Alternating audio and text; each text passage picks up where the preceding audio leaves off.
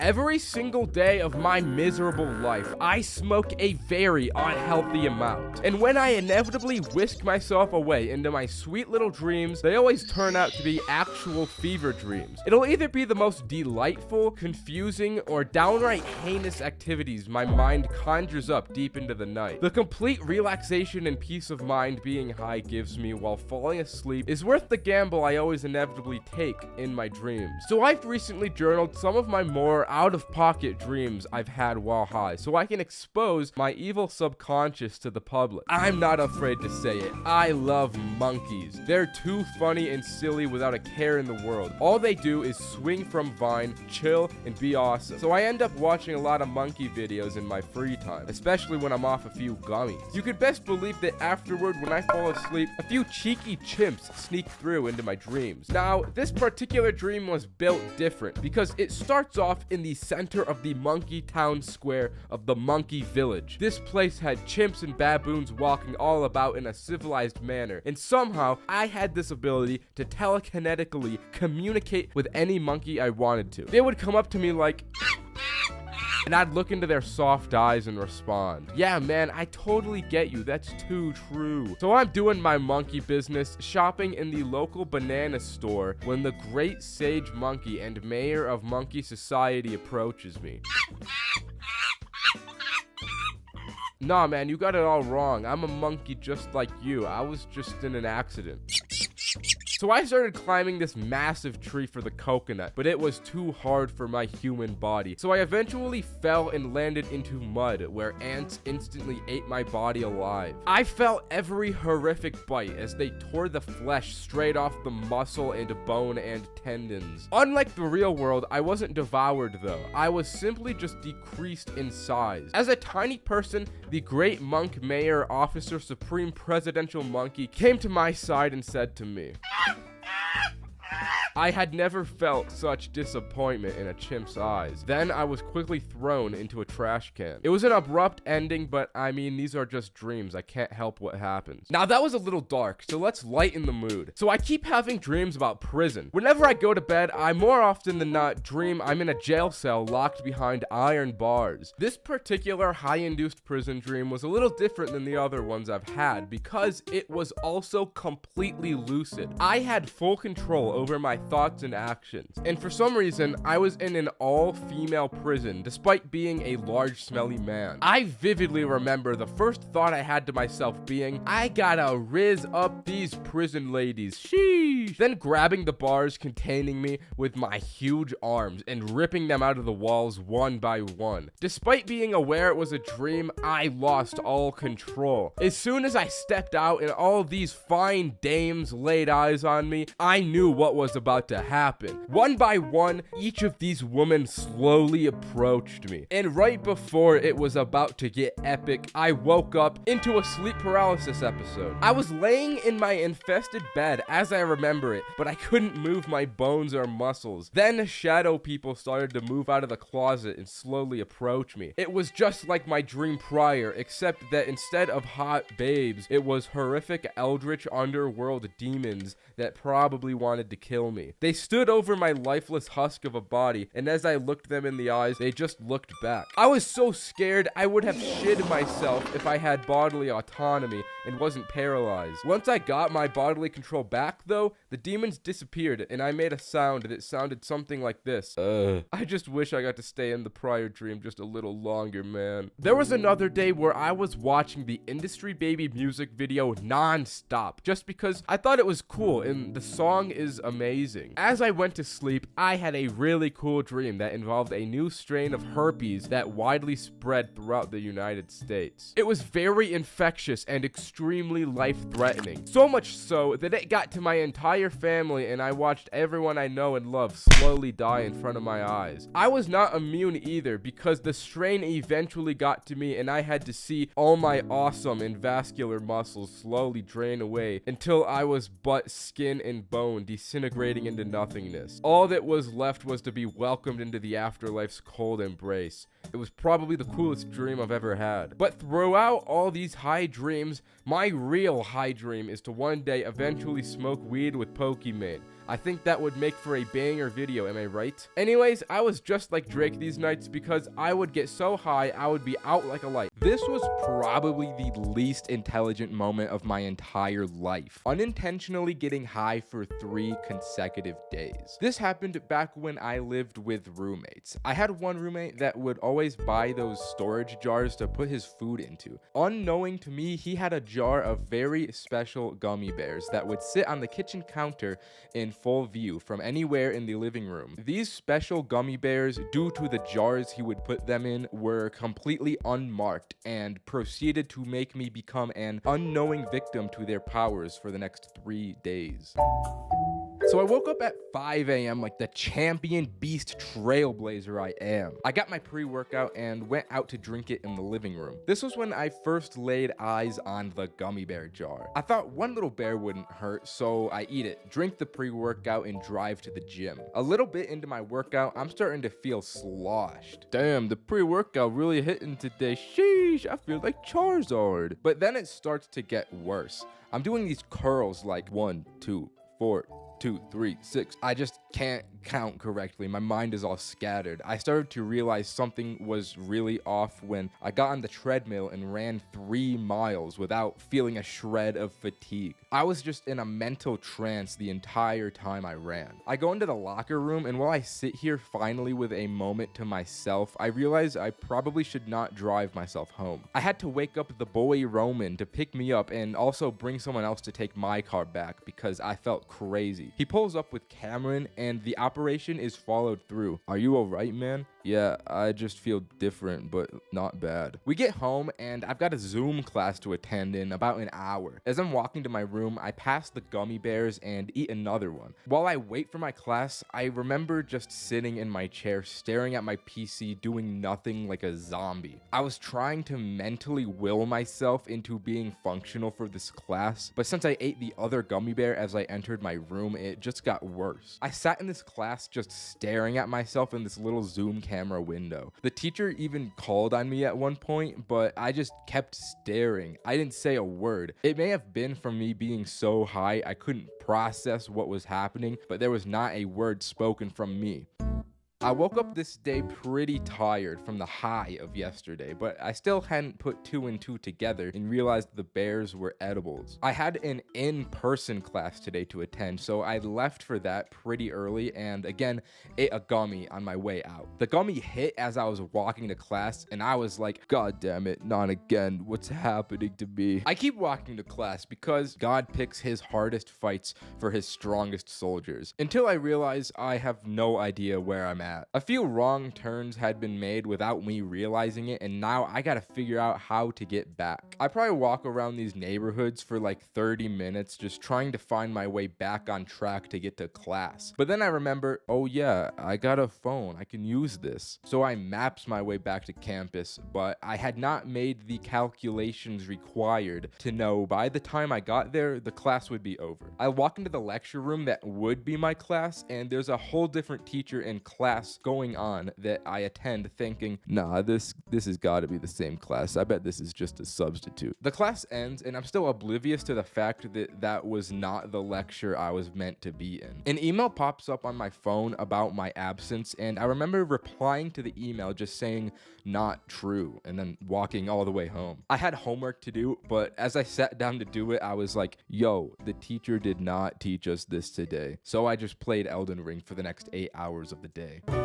All this weed I had been consuming kind of messed up my sleep schedule because I woke up this day a good amount later than usual. So when I walked into the living room, my roommates were all awake and out there. I was like, guys, that thing keeps happening to me. I think I gotta go to the doctors today. Something's just not right with my body or something. I reach in and eat another gummy while I'm out here, but this time in full view of all my roommates. Roman's like, bro, you're really gonna eat an edible this early in the day? And just like that, all of the stars aligned in my head. I had been drugging myself on these gummy bears unintentionally for the past 3 days. So you're telling me Those are edibles. I've been eating those every single day recently. Then everyone just erupts to clown on me. These dudes couldn't act right. They're like, oh my fucking god, this dude's a dumbass. So I run into my room in tears and listen to Heartless by Kanye West. I hate my friends. The 7 levels of high, drunk, whatever it be, is a content format that's been done enough times now that it's pretty played out. But the thing is, I want the views. So what I'm going to be doing is describing the levels of high while I'm high. I'll be smoking alongside each level and progressively get higher and higher. And how many levels are there gonna be? Well, I mean, you can just read the title, but for me, I'm gonna have to find out firsthand, so let's go. What's up, boys? I know, you don't want to see my big fucking head. You want to see the cartoons, the funny cartoons. You want to see those ones, right? Well, here's the thing. I got really high making this video, and it became very incoherent. And there's not much to draw over for it, so I gotta like use gameplay or something. So sorry, no little drawings today. It's gotta be whatever I put on it. All right, thank you. Bye. Subscribe. I haven't smoked weed in like a week and a half, maybe 2 weeks. My tolerance is low, so once it hits me, I might not even be in the first level of high. I might be in the 4th level right off the bat. I mean, we'll see. Right now, I don't really feel anything. I mean, I just feel pretty normal. You're a little relaxed. That's about it. There's not much to say about this point, so I'll just go on to the... This is weird because like I'm just smoking right now. It's like in a really different context. I smoke and then I just wait for it to affect me. And then once it affects me, I'm gonna describe it. But you know, I feel a little goofy. I'm a goofy little guy. I feel a little goofy. I don't feel that high, just a little loose, you know? This is level 2 loosey goosey, but I think I need a little more of this. Sheesh, boy, I took a fat one. Just there. I might have just skipped a few steps. I'm feeling good though. I'm feeling chill. Yeah, this is like the point where like you're just like vibing out, you know? You just feel good doing anything. You sit down and like you don't need excess stimulus. You're fine with just the stimuli of the environment around you existing. You don't need anything else to entertain yourself. I could sit in like a lawn chair and just stare at a white blank wall and I'd be fine with it because like I'm just chilling that hard. Oh fuck yeah. So I just burped and the propulsion from my mouth sent my head backwards, and then I just stared at the ceiling for like 10 seconds before I brought my head back to a standard posture. So that's like what level I'm at right now. This is the point where you smoke enough that you cannot do work. Like if I had any kind of responsibility that I had to attend at this moment, I just wouldn't be able to do it. I'd ignore it. That's really all I can do is ignore my what the fuck am I saying? I feel good. I feel okay. I feel like more than good, you know? I feel too good. This is the 4th level. I would like call this 4th level a solid high. All right, ladies and gentlemen, boys and girls, we are at the 5th stage. This is the part of the high where I get dry mouth. This is dry mouth phase. There is not an ounce of moisture in my goddamn mouth right now. I can feel every single ounce of moisture that isn't there. It's like a desert in my mouth in there. So I'm probably gonna drink water right now. At this point in the high, you're feeling like the Fall Guys jelly bean dude. Like you're walking around like him. You look in the mirror, you kind of look like the Fall Guys dude. This is the part of being high where you turn into a Fall Guy. I just realized that I'm talking like out loud. I've just been saying words and not thinking about them, but now they just come out. Like they just come out and I don't think about it. They just do. What was this? The 5th one? Yeah, this is the 5th one. I guess now I gotta go to level 6. Holy shit. All right, level 6. This, I feel like this video, like this just cannot be enjoying to watch. I feel like this is just dumb. There is no cohesion to this. I'm just going. Would anyone enjoy watching this? Dude, oh my god, was this I'm questioning if this was even a good idea. I might have to just delete this video. I don't know. We'll see like when I watch it over sober if it seeps through. This is the point where you become unenjoyable to the people around you. But you still feel fine. It's just to the others. I could probably like start to throw things right now. Like this is where I cause havoc. This is where I do bad things. Okay, go to the next level now, please. This is final level, guys. This is level 7. I'm zooted. I guess this is what the video is. This is how high I am now. What I just did here is I was like, let's make a video where I get really high. That's all I'm doing. I'm just smoking weed right now. Where's the content? Maybe it's intrinsic. Maybe the content is intrinsic. I think that concludes the 7 levels of high. This is that was surely a show. Thank you for watching. I know this is your favorite video. This is a really good one. I know you don't have to comment that. And also subscribe, guys. Let's go. You are making me look good. It's time for the 50,000 subscriber special. Thank you. Time for the Q&A. Here we go. Drink some lean. Okay, no. We're not going to do this again. Christian, we're done. From Shithid. You are handed a joint and a gun. Do you take a hit or take a life? The thing about this question is I am thinking about it, which isn't good. If this question exists in an alternate reality where nothing of consequence happens, I will shoot someone and take their life just to feel what it's like. At A223111316 asks, where am I? Matter of fact, I know exactly where you're at right now. You're on my Twitter page at BigGuyNorm1. Everybody check me out. Everybody follow me, BigGuyNorm1 on Twitter. What do you think about your boom in subs? Matter of fact, here's what I think about my boom in subs. I didn't give a fuck until the money started rolling in.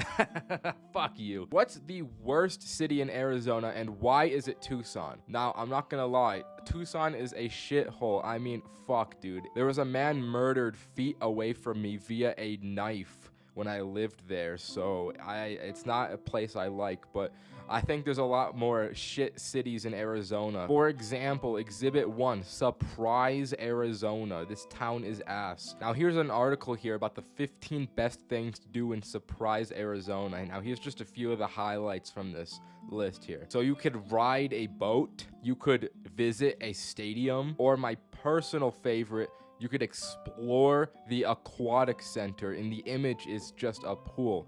Just a residential pool. Let's go to some of the news about Surprise, Arizona. 16-year-old killed in rollover UTV crash. Have you ever faked forgetting something that you did while high because you were too embarrassed to admit? Faked forgetting something? I don't even know what does that even mean, man? I don't know who you are. If you're trying to forget that hard, I don't know what you have done, but I don't want you ever sending me messages ever again in the future. What was your most meaningful thought while high? My answer is I don't know. And I'm still gonna put that in the video anyways. Favorite song or movie you've listened to while high? Listen to Dark Fantasy by Kanye West, and it will ascend you to another plane of existence. What's your favorite thing to talk about that doesn't really fit with your content style? Now, I don't know about my favorite thing to talk about, but my favorite thing to do is play Roblox. And I tried to upload a video of Roblox yesterday, and it fucking bombed. It fucking did terribly. I've never been so ashamed in my life. I just want to know what game you play 100% better at when you're high. Mine is Overwatch and Fighter Z. I'll tell you what, one time I smoked weed, fat bong rips, and I played played Fortnite, and I had never gotten a solo win until here, but I got my first solo win with 10 kills. I remember it so vividly like it was yesterday. The last guy I killed was Sasuke. It felt great. Best experience while high. Getting head. Favorite video you've made so far? Easily, without a shred of a doubt in my mind, it is the Fortnite official music video to Drake Look Alive. How many pets do you have? I have a guinea pig named Gordon, and he's a shit. Monkey? When you gonna make a Discord? Trust me, take my word on this. The Discord is coming. I will make a Discord. You have my word. You have my word. All right, I'm gonna skip the beginning of that question. What would you do if you stumbled across a dead body inside a creek floating down the Apalachicola River? To be honest, unironically, I don't think that I would really think too much. That's all the questions today from my beautiful, beautiful fans over on Twitter. Thank you so much for these great questions. I love you all. And remember this, I am your friend. I am friends with you personally, essentially. So make sure to become a member on my channel, never skip an ad, and donate to me on stream. With that being said, 50,000 subscribers, that's fucking awesome. And not just that, it's a monumental day on my channel because for once in the past 5 years, I have finally got a video that surpassed this goddamn cartoon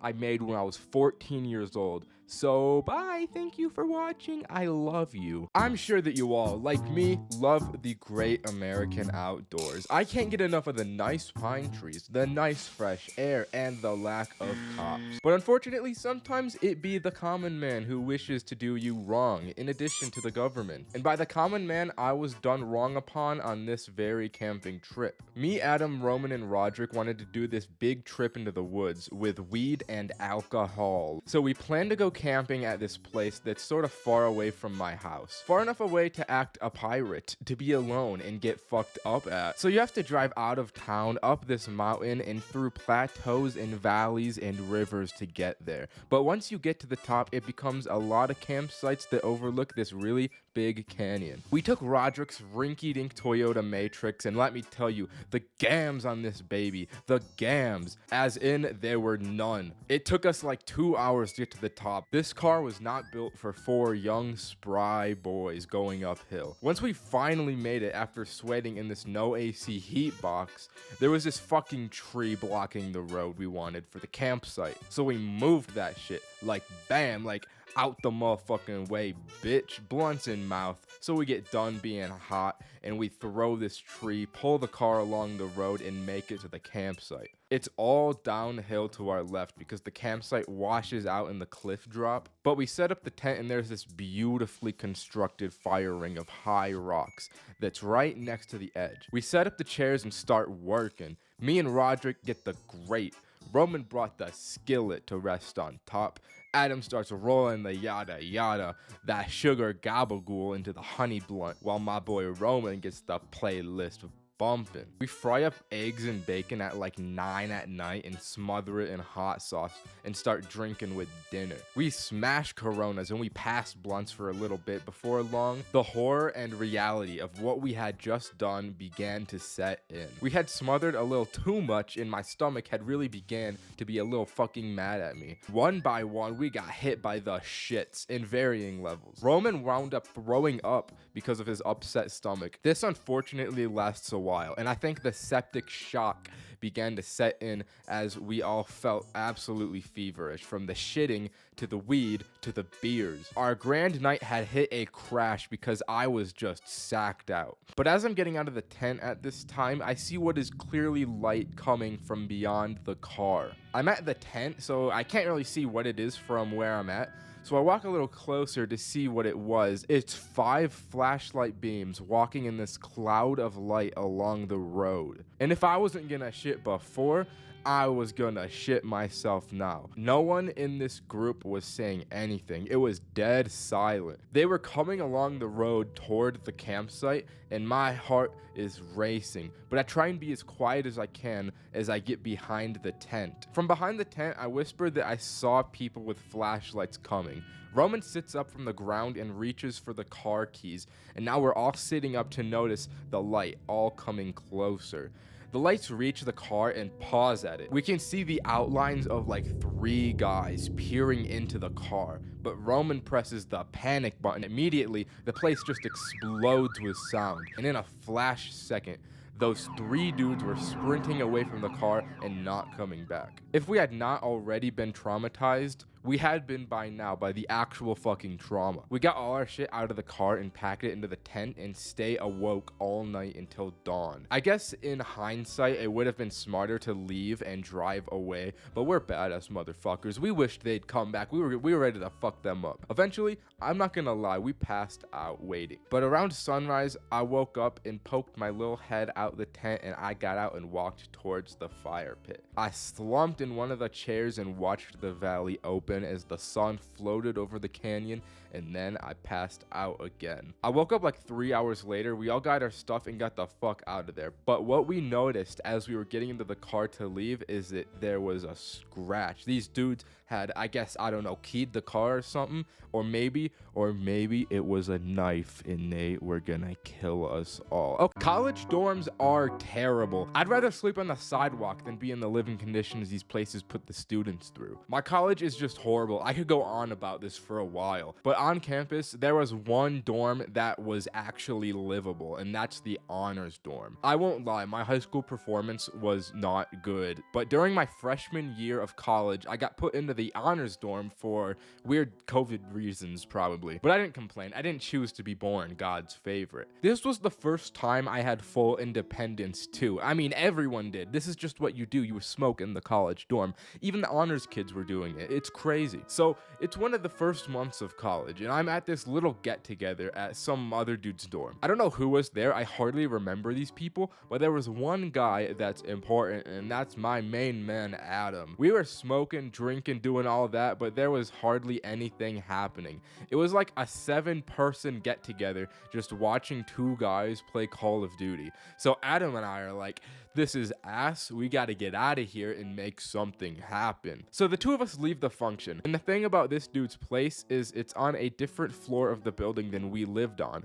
The floor of the dorms that houses the dorm gym. For COVID reasons, this gym was locked and closed, so no one could use it, but we were in the honors dorms. We thought we could use our bright little heads to figure out a way in. There were 2 doors into the gym, and we noticed a difference between the 2. The part of the door with the latch had a little 1/2-inch opening on one door, while the other door had no space to work with. So we started trying different ways to open this door. One person would be on it while the other would look out. You already know, these honors kids, they would have narked if they had seen us, so we were on our toes. We were trying different ways to push this latch down so we could just open the door and get a little pump. We tried to push it down with our fingers. We tried the good old credit card trick, but nothing worked. Then Adam comes up with this genius idea. He takes out one of the laces from his shoe, throws one end around the latch, and basically has a little lasso around this thing. He pulls on it and it slides the latch down for a second before it goes back up. So we do it again, but as we pull the shoelace, we twist the knob and pull the door at the same time, and it opens. This moment was my peak. I don't think I've ever felt so accomplished and smart since. And I wasn't even the one who came up with the idea. So we get into this little dorm gym, and it feels so unreal. We're all giddy, running around the place. The scary thing though is that the automated lights turned on as we walked in there, but we thought we'd be fine as long as people didn't see us through the door. Before we start using the gym, we run back to my dorm and we come back with a paper towel and some tape. We fold up the paper towel so it's thick enough to be used as a door stopper, and we put some tape around it to keep it there. So we're in the gym getting the pump of a lifetime. You could say we were too high in the gym. Shout out to myself. But after about 10 minutes, we start to hear the door open. There isn't supposed to be anyone able to get into this place. I mean, the doors were locked. And as the door opens, a janitor steps in for some reason. I don't know why he would clean this place. I mean, no one's been in here all semester, but a janitor just decides to walk in at this moment. The three of us lock eye contact for a second, and he's like, how'd you guys get in here? Oh, you know, it was just unlocked, man. Yeah, we saw the lights on and we just thought it must have opened up. He told us to get out, but I won't lie, I feel like we had a pretty convincing case on our side looking back on it. In the moment though, we didn't feel so confident. It may have been the weed talking, but we felt so paranoid that they would check the cameras or something and see us. Nothing ended up happening of it, and the little paper towel door stopper was still there, so the two of us essentially had created our own personal gym to use any time for the rest of the school year. Target is an amazing place, isn't it? I don't know what it is about this grocery store, but somehow I just always find myself going here even when I have absolutely no reason to be in Target. It's just the superior Walmart. I walk into Walmart and it's like a wave of depression just hits me. No one wants to be there. The floors are all gray. It's terrible. But on the other hand, I walk into Target and the exact opposite happens to me. Maybe it's the floor colors. That could really be the secret. So I love Target, but that's just when I'm sober. If I smoke and then I go into a Target, it's just a different story. This is my happy place. Jumping over a ball and entering those doors, I become unstoppable. I don't know if your Target is like this, but most of the ones that I've been to have a Starbucks as soon as you walk in. So I'll be going up to the Starbucks as soon as I walk in there, and I'll pull the, can I get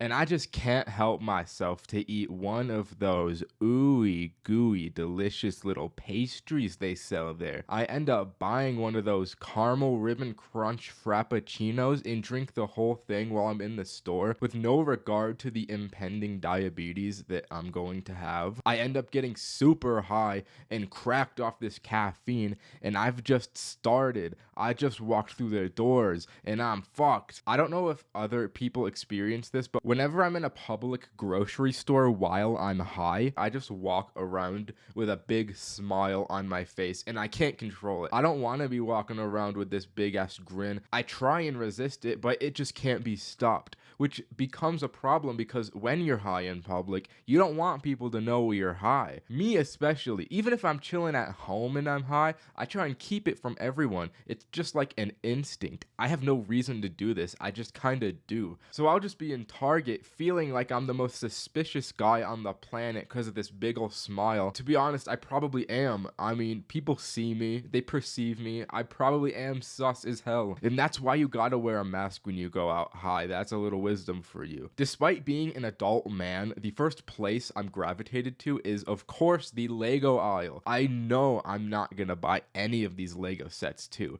They're way too expensive, but there's a strange enjoyment in just staring at them. Maybe I'm imagining me having them and that's enough to satisfy me, or it could be that I'm reminiscing on the long lost childhood wonders these blocks once gave me. Such a pure joy that could never be recreated in my current broken state. But either way, I just like looking at the different Lego sets Target has. And I always find myself back in the exercise equipment section as well. You know, where they have those weird curvy sticks? I have no idea what these are supposed to do or what they are, but I always pick it up and just mess with it. You know, I'll poke my back a few times with it and just put it down, as confused as I was the last time I tried doing this. And it's always a Target tradition to try and curl the 40-pound dumbbells. You just can't resist the masculine urge to curl the Target 40-pound dumbbell. I'll be in the aisle getting an entire workout in. And don't even get me started on the big ball bin. I be bouncing them big balls through the halls. I just be bouncing them balls all I want. No one can stop me from bouncing the big balls. I never buy them though. I don't know one person that's ever bought in these balls, but you always gotta play with them. And then I conclude my awesome 20-minute Target trip of the day. Still high, just with a lot of sugar and caffeine in my system. My hands are still empty because I don't ever buy shit. Call me the menace of Target. I just be messing with things. Now that I think about it, I really just do fuck with Target a lot. When I used to live in college dorms, I didn't want to pay for a parking pass, so I just parked at Target and left my car there overnight for like an entire year, and no one stopped me despite the sign saying that you can't park at Target. I am a freak of nature. I'm one of those psychotic monsters that just get up at 5:30 a.m., go to the gym for an hour, and when I get home, I just think about how much I want to be back at the gym for the rest of the day. I do this like 6 times per week, which can get to be a rigorous schedule, and after a while can lead to some real burnout. And if burnout is ever affecting you too hard, well, boy, do I have something for you. Going to the gym high can be such a mixed bag depending on how high you are. Too high and you're just a slug that can't do anything. When you're not high enough, you just don't feel any different. But when you're just high enough, you feel like you have full control of every muscle fiber contraction in your body. This is when you're in the beast mode. Your focus is more acute than it has ever been in your life. By the time the next day comes, you can't get out of your bed. You just can't, you can't walk. Now, I've got a story that involves me and 2 of my good buddies, Cole and Roman. We all went to the gym high together. We smoked our weed, we dry scooped our pre-workout, we were all in the zone, cracked, completely accepting of the physical torment we were about to put our bodies through. We were at the highest level of human consciousness at this moment. We had reached full enlightenment. It was pull day, which means we had to work our biceps, our backs, and our forearms. At least that's what we planned on doing. So naturally, the first place you go is the pull-up bar to get some pull-ups in. When we got to the bar, Cole thought up a great idea. All right, guys, so I'm gonna do some pull-ups. Once I get off, someone else gets right on. When they get off, the next person gets on, and then it's back to me. We do this until we can't anymore, and the person that backs out last loses. So you'd think this wouldn't be very high stakes because there's no actual penalty besides losing. As soon as he mentioned this, I knew some real shit was about to go down at this pull-up bar because I just know these guys so well. You see, this little trio of friendship that we all have has been going on for about a decade now. If you've seen One Piece, it's like Luffy, Ace, and Sabo. The 3 of us are the most competitive fucks that I know. We had our pride on the line here. Cole jumps up and bangs out about 12 pull-ups. I jump on, I do about the same myself, and so does Roman. The second time around, we're a little weaker, but we're still going strong. We each can get out about like 6 to 8 pull-ups. Third time around, we're starting to get a little gassed. There's really no time for breaks between these sets, so we all can probably get around 3 or 4 at this time. After that, we're only getting 2 pull-ups in each for a few times around, and we add it all up, and we've done about 60 pull-ups at this time between the 3 of us. At this point, we are fried. All right, guys, we gotta make it to 100. We gotta make it to 100 pull-ups. We're almost there. We're at 60. We gotta push through. We can only do a single pull-up each before we pass it on to the next person at this point. So the time for resting has shrunken to the absolute minimum it can before somebody has to tap out. After an excruciating amount of pull-ups, we finally make it to 100 on Cole's turn. But then he stays on the bar. And after only doing a single pull-up per turn for the past like 5 turns, he looks within himself and he finds the monster. He builds enough strength to bang out 2 pull-ups in 1 turn, putting us at a total of 101 pull-ups. All right, guys, we can't just leave it at 101. We gotta go to 110 pull-ups. At this point, we can't even do pull-ups completely. We just jump up and slowly go down, and then 110 comes. And by the time it does, whoever's on the bar just does another one and brings it to 111. And then we do that all the way to 120, and then we have to go to 130, and then that goes all the way up until in total we had completed 203 total pull-ups between the 3 of us. This was the limit. We were all done at this point until we went to the dips, and then the whole thing started over again until we did 250 consecutive dips, and then we all proceeded to fucking die. I had never felt a workout this much in my life, and we went home only having done 2 2 exercises. And you know we had to get that post-workout Chipotle. When it's just right, weed just brings out the demon in me at the gym. Anyways, you better go to the gym right goddamn now. Bye-bye. What's up, boys? Got another video here at the end. Once again, is a thank you because we got 20,000 subscribers. It's been a long time coming to get to this point. Took us about 12 hours since the last thank you for 10K. So, here's another one. Subscribe. The gym is the only place you'll find honest dudes just trying to improve themselves, coupled with crackheads slamming weight like chimps. Some heartbroken teenagers filled with rage on a villain arc, roided monsters on a lethal amount of caffeine, and a group of high school kids attempting a bench PR that will eventually crush their bodies all in one building. There's so many different characters this place attracts, so I'll start with my personal least favorite, the crackheads. At my gym, there used to be this crackhead dude that would wear a wife beater and jeans every single day. Wearing jeans in the gym is already a red flag, but this guy's defining character trait was his method of resting in between sets. Without fail, he would always get up from his machine and pace around the entire gym, getting in everyone's way while mumbling nonsense to himself. I've gotten a good look at this guy before, and he's never had AirPods in too, so I know he wasn't ever on a phone call. It was just him and the demons every single morning. And then suddenly, one day, he abruptly stopped showing up to my gym. I don't really know what happened to him. He might have been struck by a gray-blue 2019 Nissan Altima a few hundred feet away from Planet Fitness on an empty road and reported dead due to drug overdose under the bridge. That's always a possibility, but I really don't miss that guy. Anyways, let's talk about the high school kids. They always got that TikTok haircut and walk around all nonchalant thinking they're the trend twins. These kids get way too cracked off caffeine and always go for PRs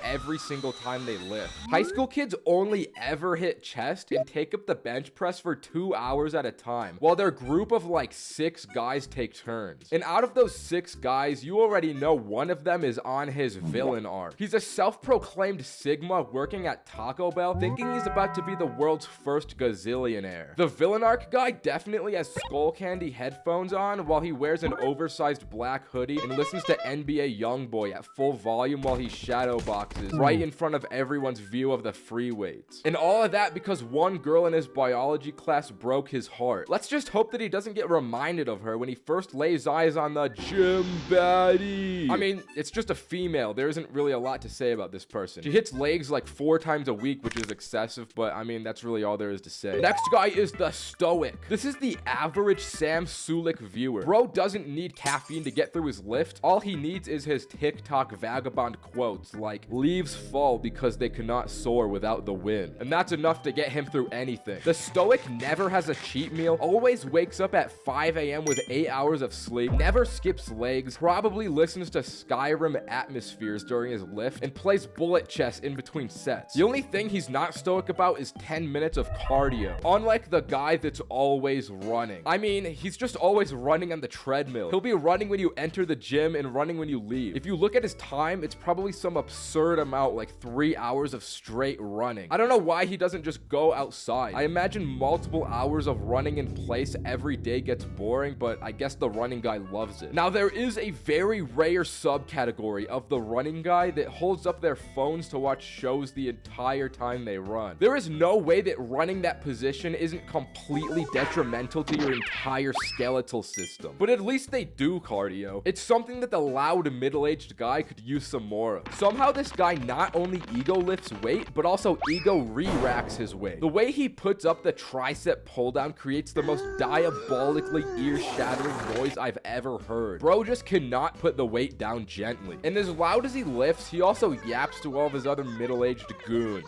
And there've been so many times I've overheard about their divorces. These men are lost souls. They go to the gym like it's therapy for them, and personally, I don't want to hear all that. Maybe if they could re-rack their weights better, their wives wouldn't have left them in the first place. But on the topic of old people, I have so much rage in my heart for the types of old people in the gym. Like the old guy that watches you to make sure you wipe down your equipment. This guy makes me so mad. Why can't old men just stay in their lane? Especially when that same old guy gets into the locker room. But unlike the old guys, the old ladies only seem to watch you for no particular reason. The hip abductor middle-aged women are an enigma to me. They don't do anything else but hip abductor. They love that exercise and only that one exercise. The only good old person is the salary man. This guy only shows up at 5 a.m. before his 9 to 5 or 7 p.m. afterward. So the salary man is an extremely rare find. But you'll know him when you see him because he always changes into a whole suit with the most exquisite smelling cologne in the locker room. And honestly, I want to be the salary man so badly. And just as rare as the salary man is, the guy that's always there is common. The phenomenon of this character is almost universally experienced. It's as if this guy is caught in a time loop that forces him to go to the gym every day at the same time as you. Beyond that, he's simply a pretty standard person. But that guy and all the other types of people are an important piece in creating the environment that is the gym. Except for that one crackhead guy that went to my Planet Fitness. It really is better without him. And also the old people. They should start counting their days. Back to school is the most dreadful, gut-wrenching time of the entire year. I truly hate it. Don't get me started on the say your name and 3 fun facts about yourself. Alright, let me cook real quick. So my name's Ninye. I like money, weed, and Drake. Oh, Drizzy. Oh, Drake, I love you. And then I proceed to get socially exiled and end up holeless on day 1 for yet another year. Back to school always starts when you see the advertisements towards the end of summer with those white kids dancing around, taunting you that the school year is coming. You can't even enjoy the time off without these little squirts, without these little thwads maliciously looming over you with their evil. Once it's actually time for the school year, you gotta wake up at like 6 a.m., even though that's probably when you've been going to bed the entire summer, especially the night before the school year's first day. For some reason, we all have a collective experience of suffering in our beds trying to sleep for like 4 hours. You wake up feeling more deprived than ever, and the sound of your alarm clock ringing just makes it worse. Then you gotta sit at the edge of your bed and be like, God damn, I can't do this again, bro. After you feel the pain of knowing it's gonna be another year of the actual prison the American public high school system is, you gotta put on your cleanest Yeezys for that first day fit. The first day outfits have to go hard. The moment when you have all your clothes laid out on your bed the day prior, it's a hopeful time. It makes you think the trauma of last year won't be remembered. But once you go downstairs for some delicious cinnamon toast crunch, the most terrible thing happens. You start to hear the sounds of school buses driving around. I feel like it's not talked about enough how just the sound of these buses causes so much pain. I've been conditioned to relate this pain to the sound of buses. It's been about 4 thwads of ass since I've been in school, but I still get that sinking feeling when the school buses start to drive around again. And you already know you gotta take your first day of school pics for your mom simply out of respect for the game. Then when you finish and take one last look in the mirror to see how you look, it just never comes together the way you want, bruh. But you can't waste any time looking in the mirror like that because the fear of missing the bus is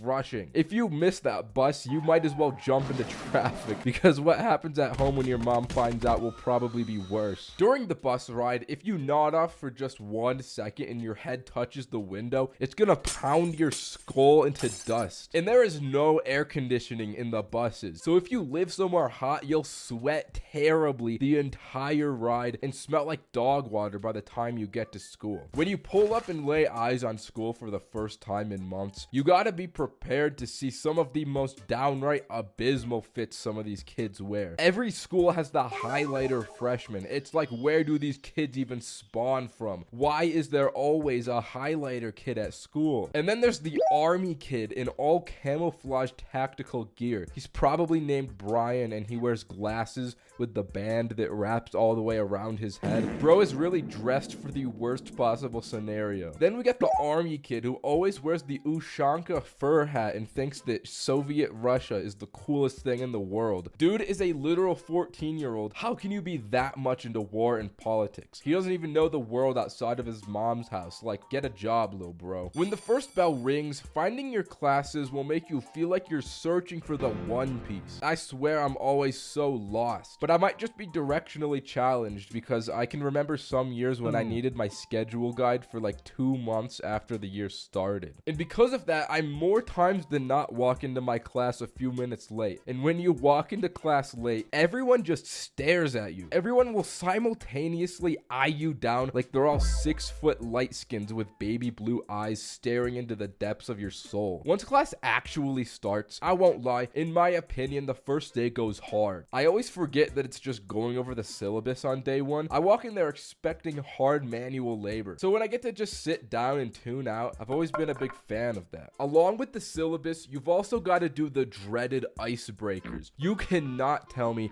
these have ever been effective at breaking any ice. Just thinking about these gives me anxiety and depression. In my freshman year of high school, we had to do 2 truths and 1 lie for our icebreakers, and I don't know what my truths were, but I remember saying that my lie was that I killed people. I lacked social awareness, bruh. I wanted to make an out-of-pocket joke, but I think it just gave off a bad impression. The icebreakers did the exact opposite for me. It was yet again another year of me being holeless from day one. I've been saying this, the stakes of icebreakers are just way too high for the little to no reward you get from them. Once lunch comes, it can be truly the best time of the day for you or the worst depending on your situation. The sophomore and up experience ain't all that bad because you get some time to catch up with the people you didn't see all summer. But the freshman year experience is like getting thrown into a war zone lobby. You don't know anyone, so you're either eating alone or gambling your life sitting with a stranger. Yo, what's up, big man? Oh, just eating. I'm just eating food. Oh, damn, that sounds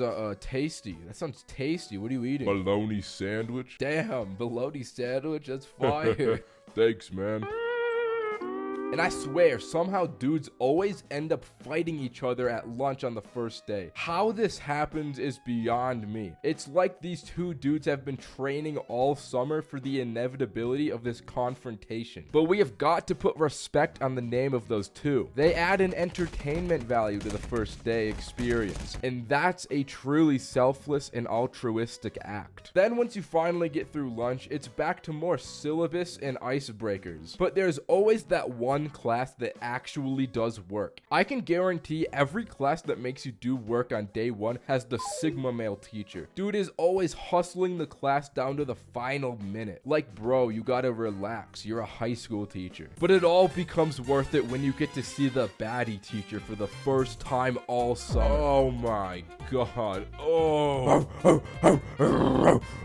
I already know I'm her favorite student. I swear I'm the baddie teacher's favorite student every time, bro. I had this one teacher back in the day. Oh, I know my boys back at home know exactly who I'm talking about. I was always her favorite student, bro. Once you finally get to go home, you get such a massive rush of dopamine from getting through that first day. But that's quickly followed by the dread of knowing that you have the entire school year ahead of you. But the school year, as bad as it can be, is not one to be wasted. Yet education is important, even if it feels like what you learn is pointless. It trains your brain to be disciplined and how to learn. And the social aspect of school is huge too. I mean, once you get out of high school, where else are you gonna find friends? At your job? Lord knows you don't find friends in college lectures. So as ass as it is, there are important aspects to achieving academic prowess. And you can meet some truly goated people in your classes and in clubs, even if a lot of them come off as strange at first. The worst mindset to fall into is the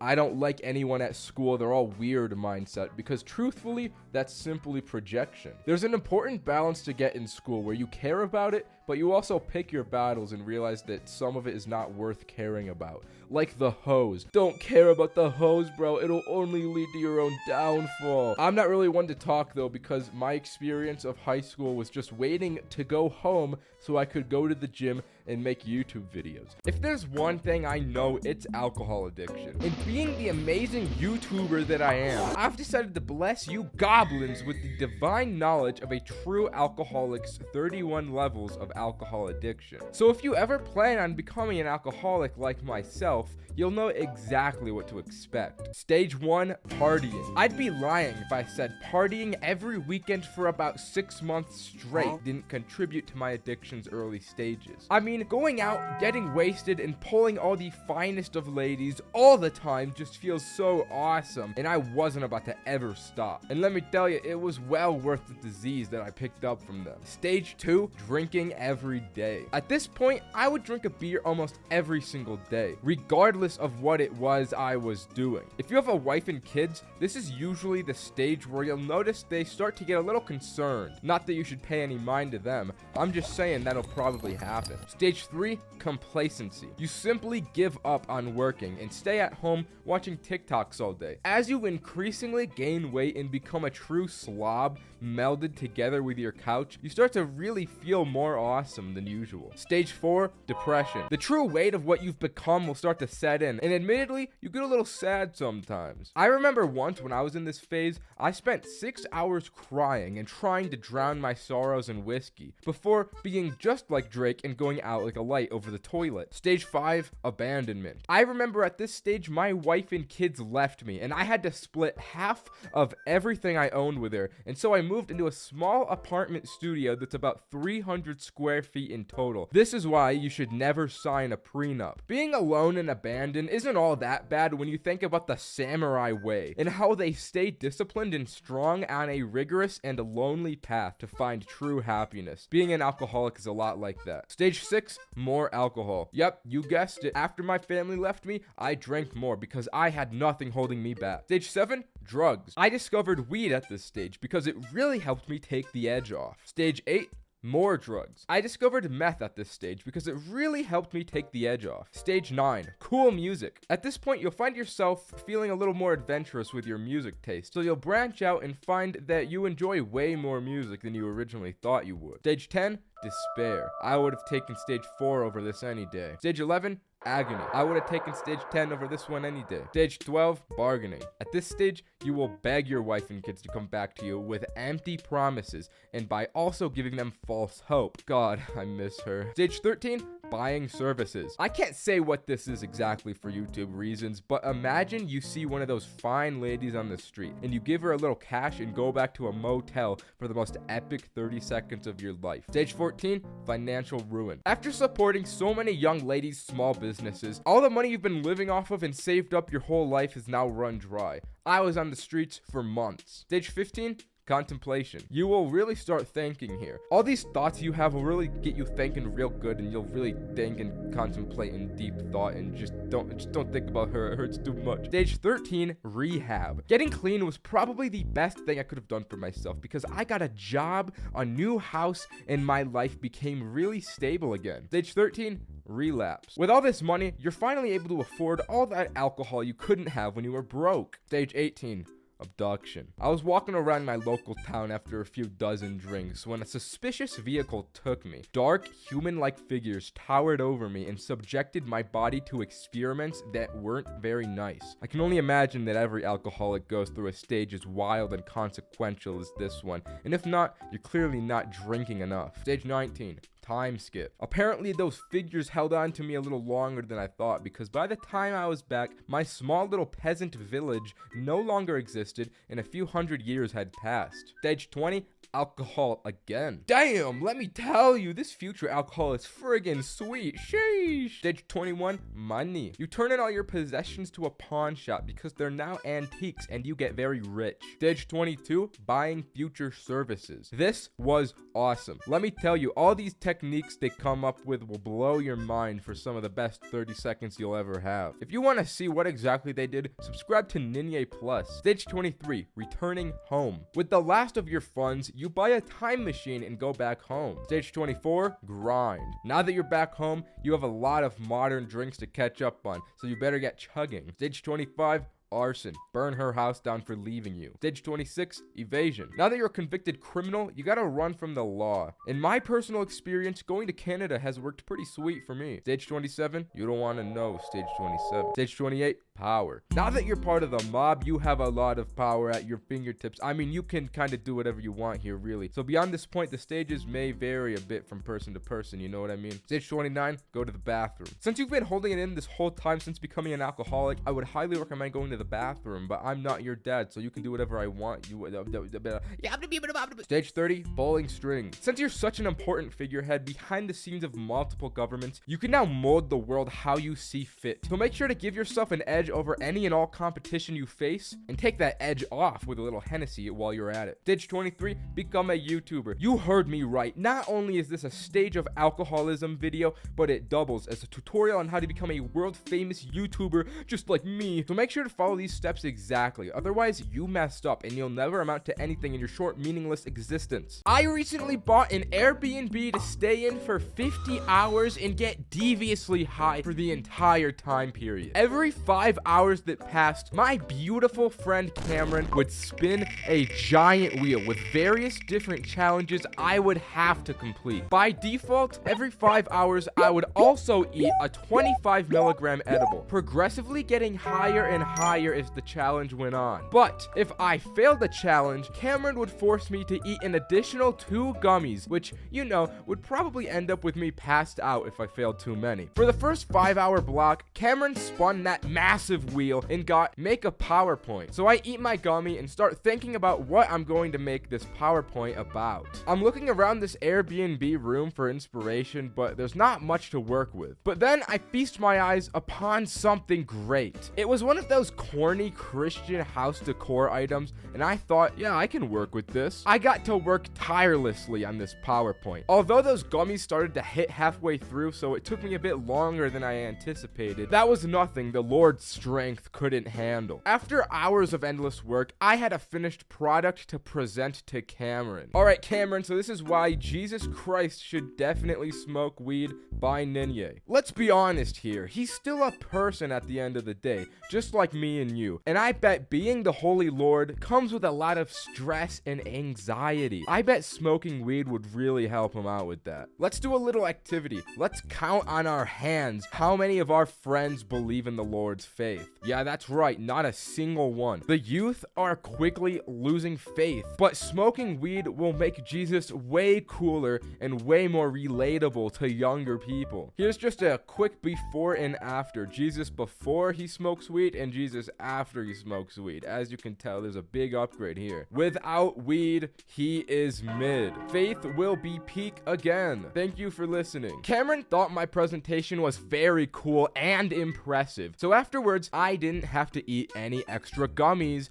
and I was free until hour 10. Something I didn't foresee is that these activities would not take nearly as long as the 5-hour time slots between them allowed for. So I had a lot of free time. All that free time meant lots of hours on TikTok while high, which perfectly transitioned into the hour 10 challenge. I ate a gummy and Cameron spun the very giant and real wheel, and I got watch TikTok and make a top 5 list of the best ones you find. I had already been grinding TikTok for a few hours, so I knew I could make the most fire top 5 TikToks. I scrolled for a few more hours because I wanted a varied sample group of videos. After my many hours of hard labor were over, I meticulously handcrafted the perfect videos from my likes. First, I started off with a beautiful penthouse view of Cameron's favorite city in Chongqing, China, followed by this Roblox depiction of a child abduction, which I felt Cameron could relate to very well. I did a bit of a 1-2 combo here because the next video of Hasbullah is also something I imagine Cameron can relate to pretty closely. The next one was a pretty cool rock formation in Ireland, but it didn't actually matter at all because it was all set up for the grand finale TikTok of this epically laughing dog. Not gonna lie, I think that last one was the slam dunk that sealed the deal here because I had Cameron dead and I passed with flying colors. Hour 15 came, Cameron spun the wheel, and this time I had to make and drink a smoothie with all the delicious ingredients Cameron had so graciously bought me and put into the refrigerator. I had hella munchies at this point, so I was looking forward to this easy little break challenge I had gotten myself into. I opened the refrigerator and the only 2 things he had bought was cauliflower and a bottle of water. Bro, what is this? Why are these the only things? Oh, you know, it's just a little something, you know? I'm not gonna shred cauliflower and drink it with water, bro. Cameron was thinking 3 steps ahead of me because he knew I wouldn't eat this dung. He was doing a bit of what we call in the industry throwing for content. He felt I wasn't getting high enough, and if I were to fail this challenge and eat extra gummies, it would make things a little more interesting. I won't lie, it ended up working. During hour 15, I ate a total of 3 gummies because this little pitfall he had set for me. By the time hour 20 came, I was sloshed. This was the 1 hour that we didn't spin the wheel. The idea was that I had to build a pillow fort, which would really just be me making a bed to sleep in since I was 20 hours into this challenge and I had to sleep. But before I did that, I had already passed out. So when I was awoken all groggy at hour 25, Cameron had the 4 gummies I had to eat at the ready. This was the point where it was all just pain. I had to eat 100 milligrams of edibles after waking up from my shite sleep that only lasted 5 hours. Already we had to spin the wheel again, and it was a game of hide and seek where I had to hide from Cameron for a successful 30 minutes. I won't lie though, I just went into the closet with as many blankets as I could find, covered myself, and passed out. I ended up sleeping the whole time again, and to be honest, I woke up sloshed again and royally fricked from the residual hour 25 gummy load. As I awoke, Cameron came to me with an extremely devious smile and said, "Hey man, you gotta go to the kitchen. I got you something special for hour 30. Come on, big guy." So I got up feeling like I had just gotten hit by a car and waddled into the kitchen to see a big GoPuff bag. The wheel landed on a free spot, dude, so I got a gift for you. Oh my god. After 30 long hours of suffering, I finally have something good happening to me. I'm so hungry. I don't even care what you picked me, dude. I'll eat anything. Thank you so much. I grabbed the bag in excitement, and as I opened it, the only thing it was a super suction blue 12-inch dildo. Wow, thanks, bro. Thanks for buying me this. I actually ended up finding a lot of utility out of Cameron's epic item he got me because the suction on the bottom made for an awesome trick shot item. So I threw this thing around the house, bottle flipping it on just about every surface I could find until I accidentally stuck it to the ceiling and it was too high for me to retrieve. The suction on this thing was supreme. It was really stuck up there. Hour 25 was actually my favorite moment. I was tasked with making a song. I didn't have any kind of experience with music production, but Cameron did. He gave me his laptop with FL Studio to make an epic song, but he didn't actually help me at all. This song ended up taking me hours of tireless work since I had no idea how to use the application, but I seriously think I found my calling here. Once I figured out the basics, I was like Kanye West in the studio. The music was flowing through my fingertips, and I made one of the most fire songs I had ever heard. But enough talking about it, I'll just play the song for you guys.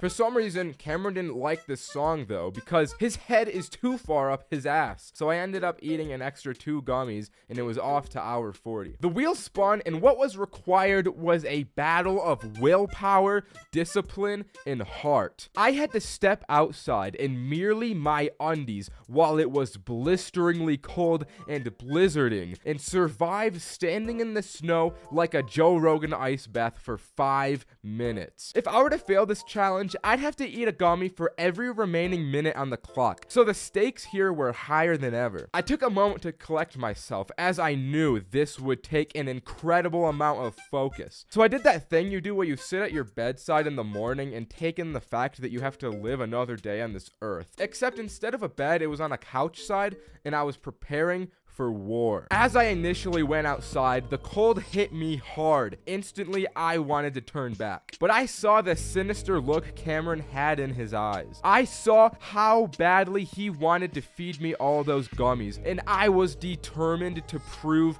him wrong. Against all odds, I step into the snow and shock instantly spreads throughout my entire body. I'm shivering, my teeth are chattering, but more than anything, I was persevering. With every passing second, the cold became slowly more bearable and I became slowly stronger. In the midst of this intense and cold winter, I found that there was within me an invincible summer. No matter how hard the world pushed me, there was something stronger, something better, pushing me right back. After the 5 minutes were up, I walked back into the warm indoors and felt an indescribable warmth return to my body. Unfortunately, this hour's triumph was also my last. After withstanding 40 hours high, 275 total milligrams of edibles in 5 minutes in the snow, it was just too much stress for my body. I passed out for good right at the home stretch and didn't get back up to finish all 50 hours. While I lost the challenge, the lifelong lessons I learned throughout the excruciating pain I endured these 2 days made up for it. Maybe another day I'll have to try this again and succeed. Smoking the grass is unironically my career at this point. So you'd think I could hold my own against a little something something, right? But this New Year's, I had a man of very high stature and business class offer me some za from his world. And it was like nothing I had ever done up until that very moment. But like I said, it was New Year's. The whole gang was downtown following Roderick around like little baby ducks because he supposedly had a surprise for all of us. So once we all get to the square where the ball drop was going to happen, he leads us all into an office building and up this elevator. Are we even supposed to be here, dude? I don't care. I literally was not asking you. Bro, get me out, sus, get me out. Gentlemen, trust me, we're good. Now collect yourselves and become presentable. We get to the top floor and step into this massive office building overlooking downtown. To my side, there's a table covered with tons of different drinks. Yo, what is this place? It's my parents' office, lads. And then out of the corner of my eye, I see him. It's big man Roderick's very own father. But he explains to the group that throughout the night, all of his lawyer and business friends would be coming through, and that we were all welcome to as many drinks as we wanted. So the boys go feral. Let's go! Hey, give me that. Thank you. You want my vape, bro? All right. Oh, God. I miss her. I miss her, bro. You know, sharing always makes me feel better. Do not fret. Cameron was the sober man that would be taking us all home this night. We were all being very responsible. So we all start opening the office windows and yell nonsense at random pedestrians. Before we know it, the place starts to fill with lawyers. The group breaks up, and in the presence of all of these high-value individuals, I taught some guy's wife how to floss. 10 p.m. was closely approaching, which meant that the first ball drop was about to happen before the real one at midnight. We all link up, look out the window, and despite this not even being the real New Year's celebration, the streets are filled with swarms of people. As we all marvel at this horde, we see a familiar face standing outside. It was our boy Tony. We need to go out there. So we all run down the stairwell and out the back exit, but as we left the door, we ran past one of the big dog lawyers that I had recognized seeing upstairs, and he was smoking something. So I made a mental note before joining the crowd. We gave Tony monumental greetings until ball drop time was about to happen. We all run to the center of the crowd, bust down excellent style for a few minutes until returning back to the lawyer office, stench and sweat covered from all of that bussing. Back up the elevator, I lead the squad into a small conference room and explain to them, boys, I think there's weed on the premises. I want to get my hands on it before the real New Year's event happens. So we start scouting around the office looking for the guy I had seen earlier. We ended up finding him still at the same spot prior, and as we walked out, the legend offered us some. So we all, minus Cameron, smoked with this lawyer, and before it really hit us, it was quite chill. So once we had our fun, it was back up to the office to devour the sandwich rolls and prepare for battle at midnight. Roman and Roderick start devouring every last crumb like savage berserkers, but I'm feeling a little differently. Yo, guys, that lawyer stuff is really hitting diff right now. How do you feel?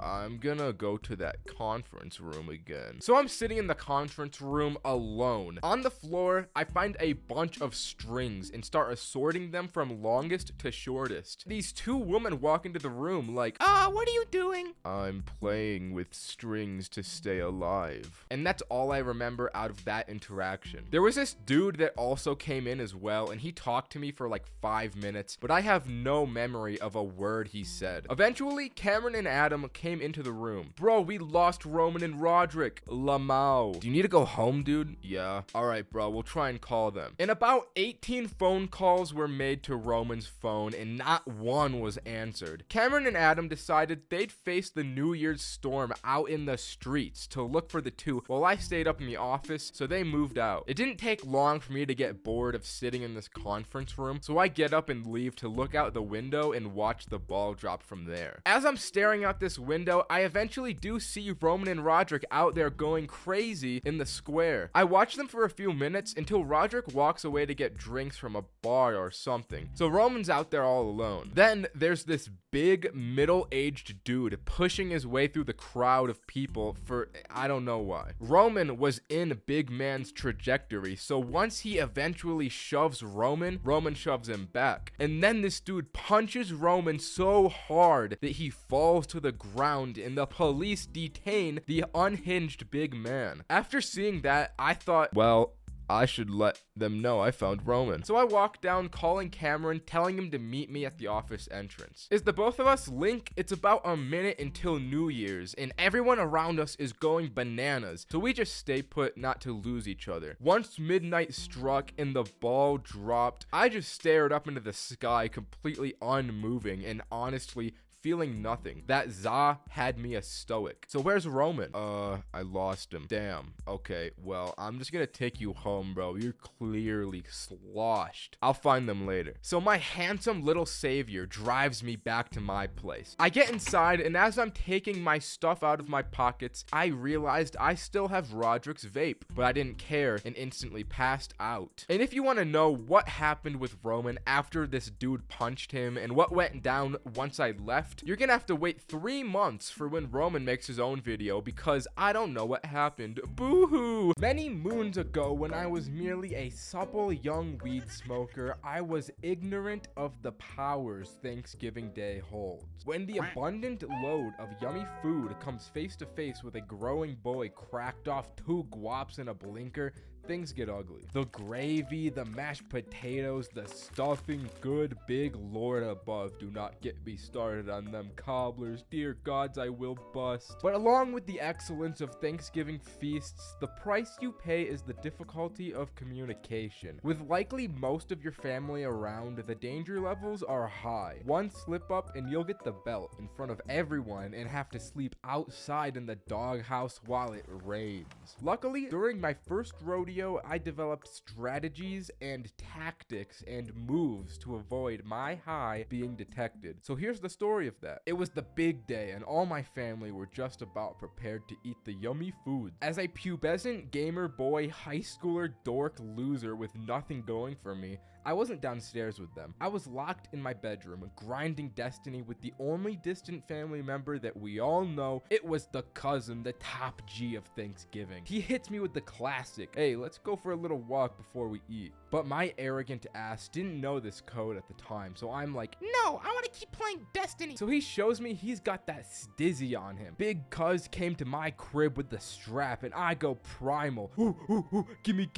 Bro, I need the weed so bad. I haven't smoked in 3 millennia. Alright, let's go on that walk then. We go downstairs, walk past my entire family, and I'm thinking, oh, they have no clue what I'm gonna do. Alright guys, we're gonna go on a quick walk. Yeah, a real quick one. We head down a few blocks, and cuz starts chafing the stizzy blinker after blinker like he weddy on the check. Like he's got 50 perks on the line and he's down a guap. No remorse for his soul and humanity. Bro smoked himself hollow like I've never seen before. After a display like that, I felt the need to do at least something that holds a candle to it. So I hit the stiz on God mode and I get sent out of my body. All that training had paid off because I sucked the souls out of this pen like a Division 1 football player. We have to get home since dinner was soon, but as we head back, I can't walk straight or keep my mouth shut. I'm laughing at literal nothing, staring down at asphalt and laughing. My cousin tries to bring me back into sanity sanity by looking me in the eyes and saying, "You gotta get a grip, man. You can't be like this in front of everyone. It'll be way too obvious." "Nah, you got it all wrong. I got this. Trust me. When we get in there, I won't slip up." As we walk through the front door, I get hit with the real-life mental version of the Vine boom sound effect. I was too high to think through the danger I had walked myself into, and I knew I could hardly speak. With no choice, I sit down at the dinner table and thought to myself, alright, I need to create a plan for when I'm asked a question. I can't take too long to respond or it's sus, but because the weed, I can't think fast enough to actually respond normally. So I need to use filler sounds and words to make up for my brain lag. I need to prove I'm sober by speaking well-articulated sentences no high person is expected to think. And to make sure they don't follow up, I'll start eating before they have a chance to. The food rolls out and we all start eating, and the antagonist of Thanksgiving shows himself, the uncle. He asks me, "So how's school?" And I initiate the plan. First, I start with the filler so I can think. Then I threw out my high IQ response. "You know, school is lovely. I love school and learning. I've actually done all of my classes." With no hesitation, I start stuffing my face like I've never done before. I'm not even eating. I am inhaling the food. "I need to use the bathroom." I hardly walk to the toilet and sit on it for like 10 minutes so this all blows over. As I come out, my cousin and I make eye contact. I could tell this was just as bad for him as it was for me. I'm just thinking about the Irwin speech from Attack on Titan to give me strength to get through this dinner. The food was positively bussin' though. The joys of eating all this food easily made up for the few times I was spoken to. The two of us eat a metric Drake ton of food this dinner, and I feel on the urge of death. Once it was all over, I ran back up to my bedroom to grind Destiny more. I felt like Luffy after a party, bro. It was on another level. Mushrooms have a way of digging into your subconscious and pulling out something you didn't know was in you. There's many phases one passes through during a mushroom trip. With imminent legalization, the people want to know what to expect. I've ripped mush a good handful of times myself, so I feel truly the most qualified to teach you the 8 phases of a mushroom trip. Starting with eating the mushroom itself is like a rite of passage into the trip. You have to get through the dry crunchiness and probably gagging a few times before you get the little guy down your body. There are techniques made to make it less gross, but I've embraced the misery as part of the experience, and you should too. I like to create a dramatic aroma around this phase, and I think about how I won't be coming out of this the same man. You'll probably get pretty queasy and sick in your belly after 15 minutes, have to sit down, and this anticipation will build in your head because no one is ever truly prepared for what's to come. When the effects of mushrooms first start to settle in, I always have to ask myself, wait a minute, did I take too much of this? And that's kind of a freaky thought. The queasiness in your stomach seems to get a little more noticeable, and the world starts to feel different. You're slowly going up the roller coaster right before the drop, hearing the click of the gears. This is usually not the greatest part of the process, but I think that's just because your stomach doesn't like what it's being fed all too much. Just know what comes next is better than this. The euphoria hits, and at this point, the world around you starts to change. Everything feels good, and the fact that you went through that slightly uncomfortable come-up phase makes it all the more rewarding. The "did I take too much" thoughts turn into "I don't know how I was afraid of this. I honestly could have taken more of this stuff" thoughts. If you focus all of your attention on one point, you can see it starts to slightly move. And if you took enough, things will start to teleport. I remember one time when I was in this phase, I was watching a cat walk around, but the cat kept being one place and then the next in an instant. Common objects start to feel more significant. That cat I was watching, that's God now, because I say he is, and he's just so cute. Doesn't he deserve to be God?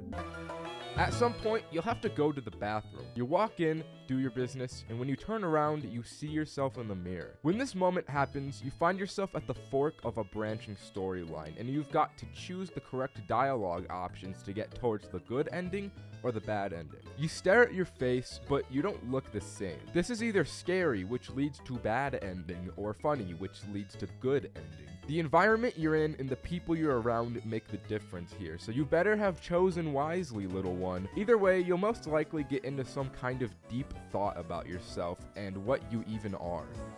Remember how before everything started to feel significant? Now it's the opposite of that. The relations you make with the things break apart and you see things for merely what they are, just objects. Think about a couch. It's comfy, you sit on it, you have good relations to this thing your mind has created through all of the positive experiences you've had with couches in the past. But now those are gone. You see the couch as merely an object with a shape and nothing more. You start to see yourself this way too. You see the true meaningless reality of yourself as all the ideas of who and what you are break down, and all that's left is a monkey that will live and die. This is a pretty mind-destroying thing to happen at first, but working through it will lead to one of the greatest revelations of your life.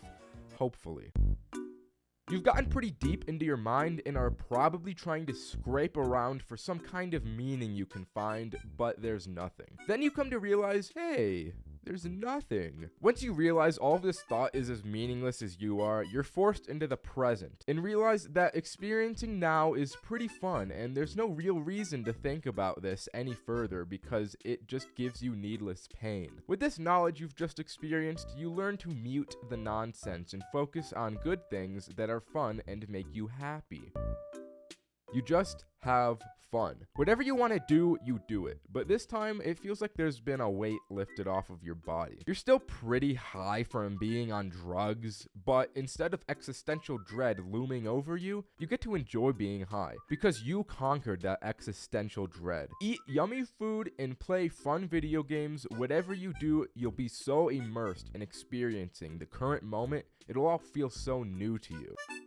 Before you felt high because of the drugs, but after those drugs wear off, you still feel that excitement. The high becomes real. You feel like you gained something meaningful from the mushrooms and worked through something that gives this feeling of being born again. The world just got a fresh restart and you want to take it by the neck and make it your bitch. You're not messing around anymore, big guy. And in my experience, this excitement for taking on life's challenges lasts for months beyond the mushroom trip. Not nearly as strong as in the current moment of coming off of the trip, but enough it's a noticeably new perspective on life. But eventually, throughout the coming months of life, you'll see yourself coming back into your human nature, rebuilding all of those relations you broke down during the trip and settling back into your ego. When that happens, it's time for another mushroom trip. Throughout my years of schooling, I was probably the most mindless kid in the classroom. I would do any impulsive thing my brain wanted. I developed a philosophy in school that being funny was the highest desire to strive for at all costs, even if it meant the worst consequences. And the worst consequences to a 6-year-old is getting sent into the principal's office. The idea really feels like life in prison at the time. I was like Gandhi getting thrown in for the sake of my philosophies back in the 1st grade, when I had the huge idea to piss on the floor of the bathroom. I was in the bathroom, but in that walkway part before you turn the corner with some of my goons.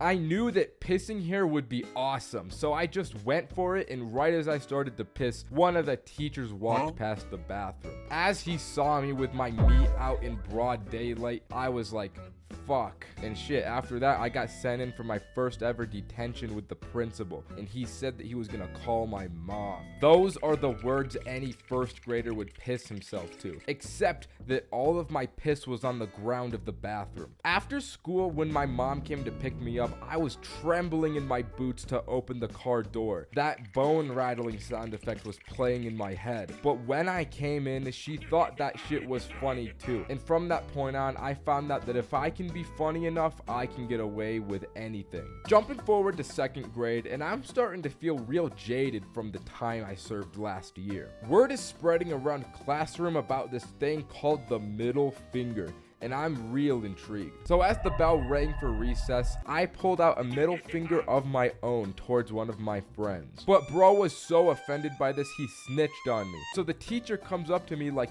yo, don't do that, you're in massive trouble. And I knew I was gonna go back to the principal's, and I couldn't go back. I couldn't serve more time. So I used my classic move. I started to cry my eyes out. I don't know what it means, I just wanted to do it. it. I knew full well what it meant, but this got me through without having to face the principal's office. And by 3rd grade, I'm a goat at this whole thing. I had faced and nearly avoided the principal so many times at this point, I had the confidence to say the fuck word out loud to myself in the middle of empty fields. So me and my boy Junior start just saying fuck to each other until the point where he gets mad at me and starts chasing me around. So I'm running for my life, making a beeline for the bathroom, and as I run in there, I jump into a stall to avoid him. But when I hop over, there's a kid shitting right in front of me, and he starts screaming. This scared away Junior, but once that kid got his poo-poo out, I started begging him to not tell the teacher. I was on my hands and knees pleading for forgiveness,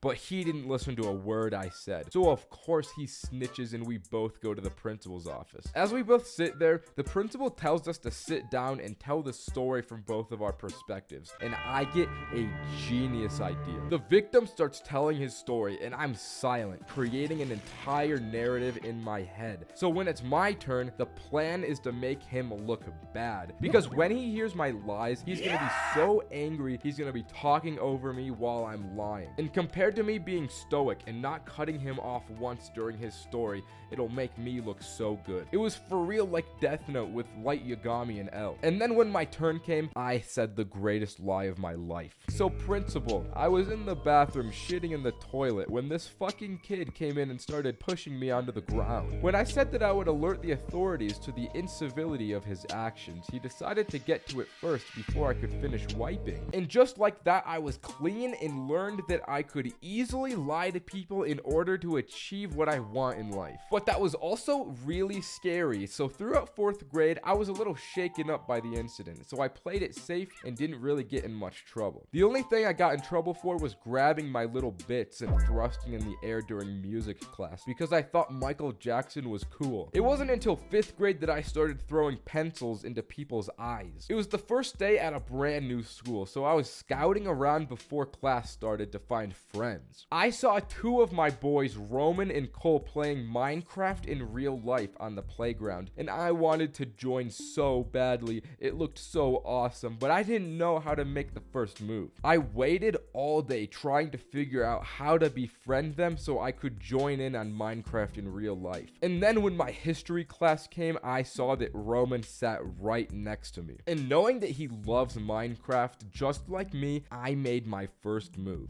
So you know what Minecraft is? Yeah, bro, I love Minecraft. Alright, then hear me out. Why do they call it flint and steel if you'll use iron to make it? We pondered this incredible opener for a minute until I showed Roman that one trick to fling pencils around. Then I threw it into his fucking eyeball and we both went to the front office. And from that point forward, I got to play Minecraft in real life every day. My days of being a classroom menace went on hold for 6th grade because I was homeschooled, but once 7th grade came, I had been channeling my energy for that entire year. I came back with a whole new beast inside me. I did all sorts of trolling this entire year and felt completely unstoppable. I remember making this 9/11 presentation that's still on my channel, but unlisted for obvious reasons. One time, my friend passed out from drinking a full pack of Mountain Dews in class. I could make a whole video about 7th grade. But the one time I actually got sent to the principal's office this year was on the last day of school. This asshole named Brian told my friend group that we were just able to leave school early, but he didn't mention that his mom was picking him up. But we believed him, so during lunch, we all just walked away. We thought that the year was truly finally over. We went to the park swinging in blissful ignorance when suddenly our 400-pound behemoth of a math teacher walks around the corner and screams, "Get back here!" So we start to panic. In a moment of fight or flight, we all decided to run into the forest because the teacher was way too big to chase us. But as we started to run away, she started blackmailing us that she would call our parents if we didn't come back. So sorrowfully, we all walked back to school with her, and she's like, "Sit outside the office for a second for us to talk about what we're gonna do with you kids." Damn, bro, I really thought we had it. We're fucked. She's gonna make us go to summer school, dude. And then before she came out, the actual bell for the end of the school year rang, and we all just ran away as hard as we could, and it never got brought up again. Skipping forward to the 9th grade, I had a little YouTube channel with my circle of friends we would upload slop to. One of those videos was a staged meme of one of my friends recording first person, him opening a stall in the bathroom on one of my friends and fake assaulting him. They uploaded the video and eventually it somehow got back to the principal and those two got sent to the front office. He mentioned some pretty serious stuff about how this is a crime to record in a bathroom and that one of the students could suffer a lawsuit. But I don't think that he realized that neither of the kids cared and that the video was fake, but that ended up in a suspension, which seemed a little out of pocket. Now, I didn't have any more instances of the principal's office until my senior year. I had moved to a new town, but decided to do a trip back to my old town for spring break. My old school wasn't on spring break yet, so I just attended it with my friends, and if anyone asked questions, I would say that I'm shadowing. I made it through like 3 periods and I was on a pretty good roll until one of the teachers got suspicious of me and sent me to the front office, and the principal was like, "God damn it, why is this kid back?" And ever since then, I've gone straight. Now that I've graduated, I have never been sent to the principal's office, and I see that is a massive W for the books. So you made it through 4 long years of high school doing the absolute bare minimum, and now it's time to move on to a university. The way dudes make it out will have you believe in going to college is like taking a trip to Astro World. But in reality, the college experience is gonna look a little something more like this. So, gay son or thought daughter? The sarcoplasmic reticulum contains a... Gay son or thought daughter? You look lonely. I can fix that. And then by the time of your 3rd year, you'll be feeling like a jaded war veteran, smoking Marlboros and drinking Coronas all alone in your dorm room on the daily. But what brings people down to that level starts on that unforgettable first day experience. After you get accepted to college, drive out to the campus, get dropped off at the dorms, and your family leaves you hundreds of miles away from home, you lie there in a dingy twin-sized bed like, "Oh my god, bruh, I gotta figure out what to eat 3 times every single day. I gotta do laundry. I gotta do dishes. This shit is really survival out here." All the while, you got a roommate just staring at you. The dorms have gotta be the most scuffed part of college. They're like the equivalent of the high school bathrooms, except that dudes actually live here. Although saying that people live in the dorms is being a little generous, because in reality, dorms are where people want to die the most. Like, the dorms will really bring a man to his unequivocally lowest points. And if you gotta go through all of that with a roommate, that's just tough. And with roommates, it's inevitable that the night will come when you hear him laying down some mid-pipe while he thinks you're asleep across the room. All the while, you hear every single little detail. Is it in yet? I don't feel anything. The way I see it, living alone is just the better option. But sometimes you can't help getting stuck with some dude because colleges enroll more students than maximum capacity. There's been instances of universities turning study rooms and closets into dorm rooms, and that's a real struggle. You'll be walking through the dorm hallways and see dudes sleeping on the ground like the Chicago streets. Especially when you consider half of these dudes are the guy that doesn't know how to live on their own. The amount of times I've loaded up some laundry and Harold comes up like, "Hey man, could you help me out with the laundry?" "Oh, for sure, man. You just gotta simply put all of your fucking shit into the washing machine and it machine washes your shit." And then upon further inspection into Harold's life, bro does dishes with no soap, doesn't wash his hands, doesn't vacuum, can't operate a printer, has no hose, no ambition, 0 drive, 0 will to live, and no more oxygen. What do you mean by that last one?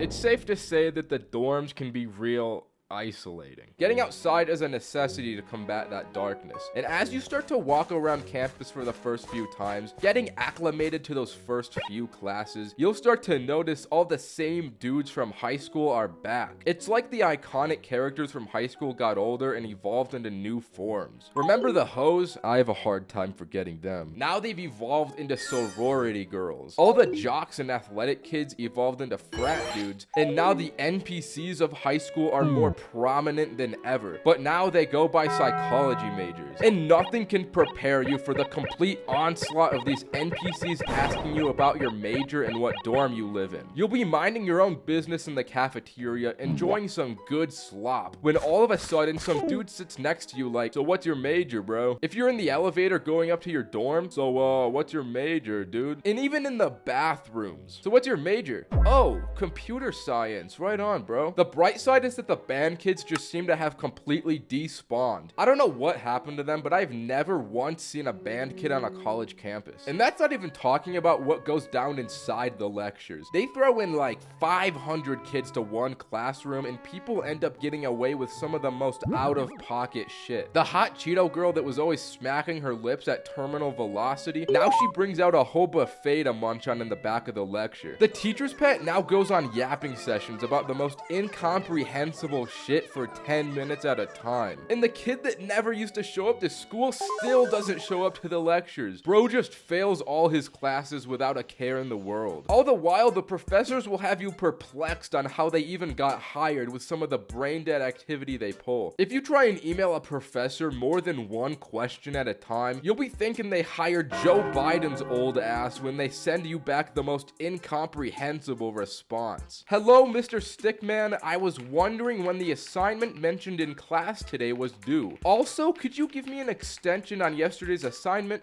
I couldn't make it because my entire family tragically died in a car accident. And bro will send you back an email with no subject line that just says Friday with the sent from my iPhone stamp of approval at the bottom. You really got to do a federal background check on some of these professors because universities just be hiring the most random dudes. So you already know by the time those tests come by, the professor's teaching is not enough. And shit, sometimes studying isn't even enough either. These courses would have me praying to God as my last resort to pass. I imagine you're thinking to yourself, at least the parties are lit in college. And I gotta testify a little something about that. In my personal opinion, I really feel that they really aren't all of that. Maybe I'm not the person to speak on this because I'm not necessarily the party type unless it's with my already established friends. But the college parties I have seen are a bit of a snore fest. Because once again, it's all dudes asking about your major or being so down bad you'll think they're lost in the Dark Souls abyss. These college guys really lose their humanity when it comes to the party scene.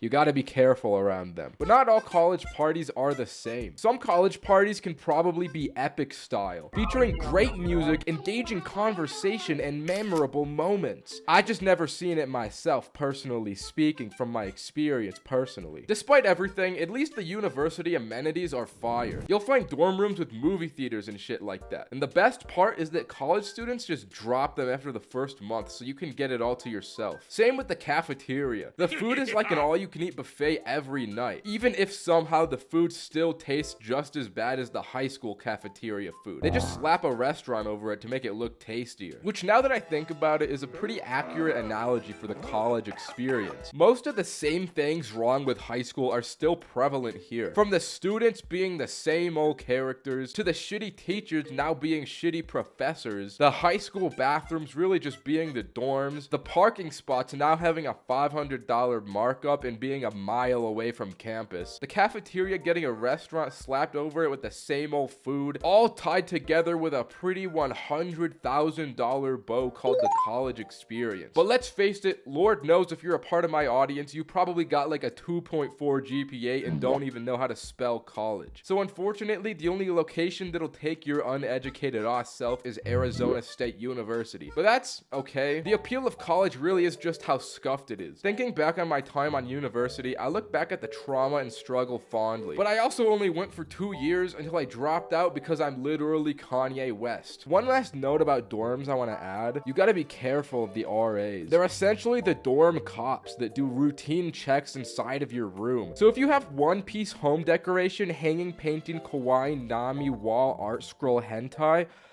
You might want to take that down. Remember the height of quarantine when all we did was rot in our bedrooms trying to figure out which TikTok bedroom we'd all sleep in? Those were some good times. But if you think about it realistically, those months were probably miserable for most of us. My time in quarantine had me getting legitimately fat, but I speak for the majority when I say we'd all take that any day over being a member of society. I don't know if the cause of lockdown was the government plotting from the shadows, a viral leak from some scientific laboratory, or if it really was a Chinese dude eating a bat at the market like some dudes were saying. And I'm obviously not the most qualified person to speak on this because I'm a YouTuber, but man, what I can say is at this point, I'd be willing to sacrifice myself and personally fly all the way to China and eat a few bats of my own if that's what it really takes to bring back the good days. So let's go back 1 week prior to the COVID lockdown on that last day of school before spring break 2020. Lil Uzi had finally dropped Eternal Take and everyone was listening with their AirPods in class, waiting for that sweet week off of school. During those days, there was some talk of the coronavirus, but nobody really took it too seriously at this point. We didn't think it was gonna spread over to the United States, and as students, we didn't really care. The only thing that we wanted to do was not go to school. So once school actually did get off, there wasn't a second of downtime before the gang all hopped on Fortnite with an entire week ahead of us to grind for the golden Ronaldo skin, blissfully ignorant of what was to come. Now personally, I had actually gotten myself into quite the peculiar situation during week 1 of spring break, because on the first day before any kind of lockdown was announced, I got on a bus and left. So when the lockdown was officially announced, I had to stay at the homie Tony's house for a whole week until I could catch a bus home, and that officially began the first week of lockdown. At this point, it wasn't really thought of as lockdown though. It was seen more like spring break 2, and once people got news of the spring break extension, they went even deeper into the degenerate activity they were on. Dudes went from playing Fortnite all day to living in Salty Springs, from scrolling TikTok 8 hours at a time to becoming e-girls, from drinking all night to drinking all day. What I'm saying is that 2 weeks off from all responsibilities hit different and gave people way too much free time. This was also the time when social distancing first started to be enforced, but in the case of being bunkered down with Tony, social distancing wasn't really a possibility for us. We just played PS4 and drank smoothies all day, and it was probably the peak of my life. While the world was just starting to burn, me and Tony had an unlimited strawberry supply at his house for the infinite smoothie glitch. But that lifestyle would come to an end quickly. After the week passed, I had to say goodbye to my paradise with the homie Tony. It was time to get on home and have my first day of the lockdown lifestyle. By the time week 3 of lockdown rolled around was when people started to realize that this shit was real shit. Because public school had officially gone virtual at this point,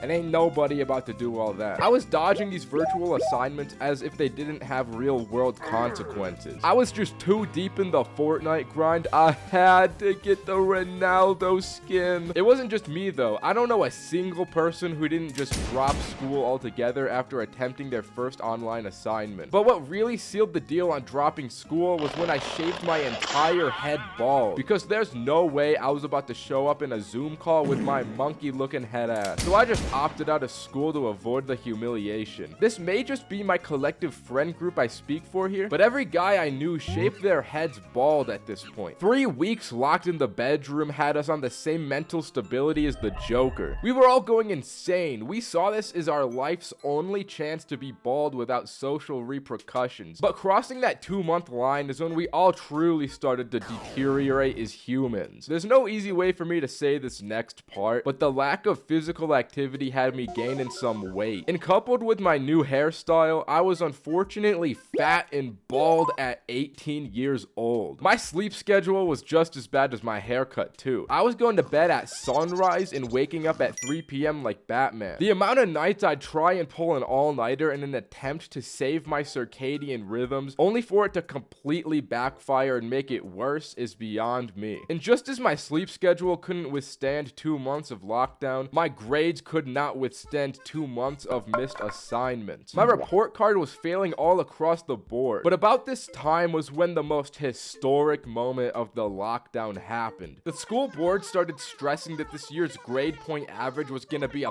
0.2 and had no choice but to pull the plug. So they officially announced that every assignment beyond lockdown didn't count towards final grades. I remember just how joyous hilarious this news was to me. And considering how everything else in life was falling apart, it hit different to hear some good news for a change. I guess you could partially thank me for not doing my assignments and saving all of America's GPAs collectively. So when the school year eventually ended around month 3, summer break made absolutely no difference on our lives. This is when the weeks really started to blend together and things got bad. That social isolation was really starting to get to me at this point. Spending every waking moment grinding my life away for Golden Peely was bad for my mental. It got to the point where I now have no memory of even my family during quarantine. I have no clue what the people in my own home were getting up to. The only change I made in my day-to-day was eventually switching from Fortnite to this game called Fishing Planet, and that was definitely a downgrade that reflected my mental state. At this point, I felt like I was really starting to fail as a human being. I don't know if anyone else would do this, but after staying indoors all day, I needed to get outside. So every few nights around midnight, I would just walk around dark and empty neighborhoods by myself. Those late night walks all alone through empty neighborhoods in an attempt to get outside started to hit deep. So I decided to get myself a job for the summer. So after doing a bit of searching, I eventually found a car wash that would take me. I worked there for a solid week or two before I just stopped showing up. I didn't last very long re-entering the real world. My time indoors had my mental discipline deteriorated. Coupled with the fact that I was still fat, I was working outdoors in the Arizona summer sun, and the whole time I had to wear a mask, it just wasn't something I could do. The only thing that got me through those shifts was watching Avatar on my lunch breaks because Netflix had just added the show.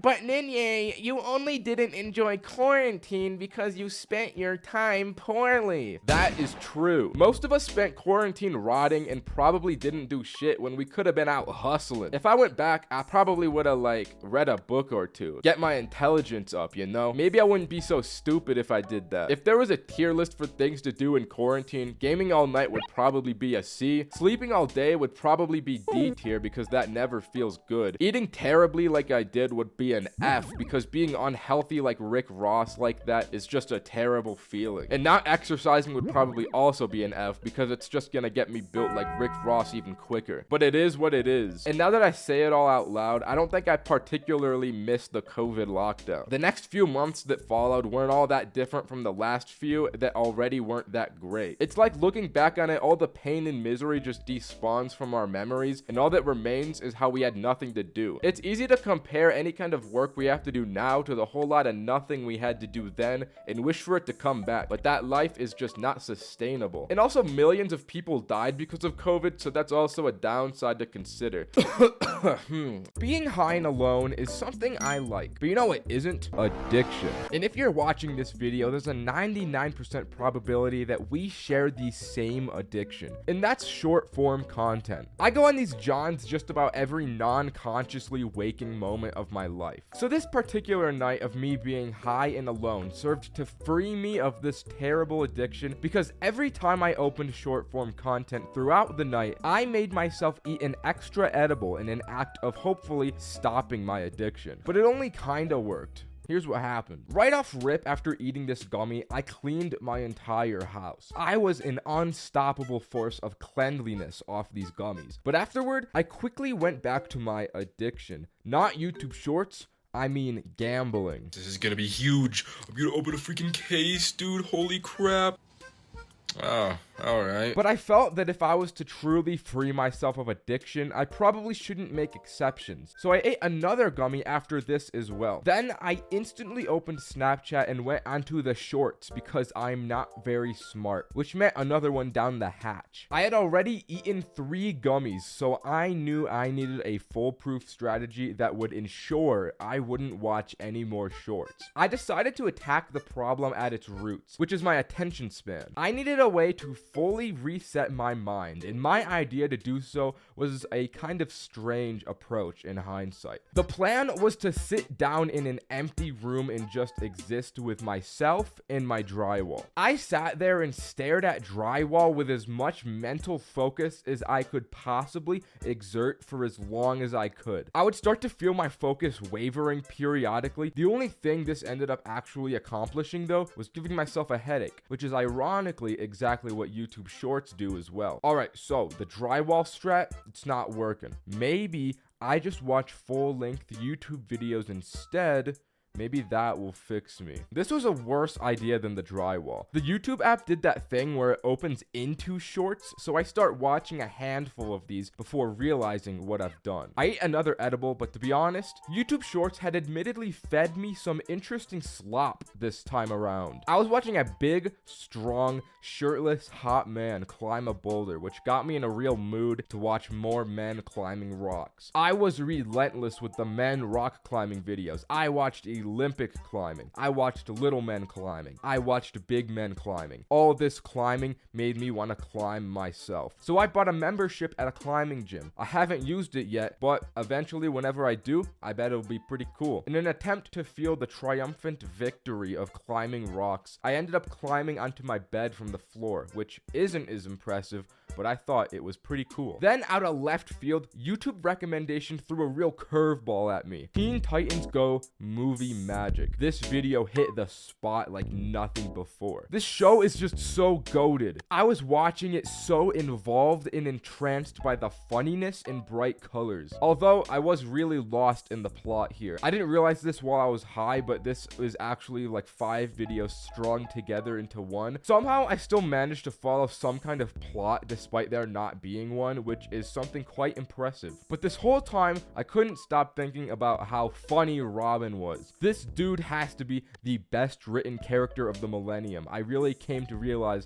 the delicate intricacies of his character here. The only downside of this show is that it's bright and fast and really cool. Just like everything else, it was bad for my attention span. I needed to find some other method to fix myself. I search on Google how to slow attention span and find this article. After reading it, at the end, they recommend behavior therapy, which I don't need. So the article was shit and it didn't help me at all. Considering that the other things in this article were chewing gum and drinking water, I came to realize after reading this that I'm actually doing everything perfectly and optimally for fixing my attention span, if that's really all it takes. I guess I'm just left to live in torment and evil constantly. Afterward, I went down a massive YouTube rabbit hole, so I'll just give you some of the good ones before I went bye-bye sleep time for the night. And trust me, the last one will change something in you. So I watched how to turn a Lego man into meth. Then I watched pirate videos about how to be pirates. Those ones were pretty sweet. I learned how to become the Pope. I watched this video and legitimately did not listen to one word for the entire 30 minutes. I watched for an hour about the Napoleonic Wars. I've never given a squat about history at all in my life, so I don't know why I watched this, but it was interesting. I found out how to board an airplane. Then I watched a ton of these kid gaming videos and they went so hard. But the biggest video I watched was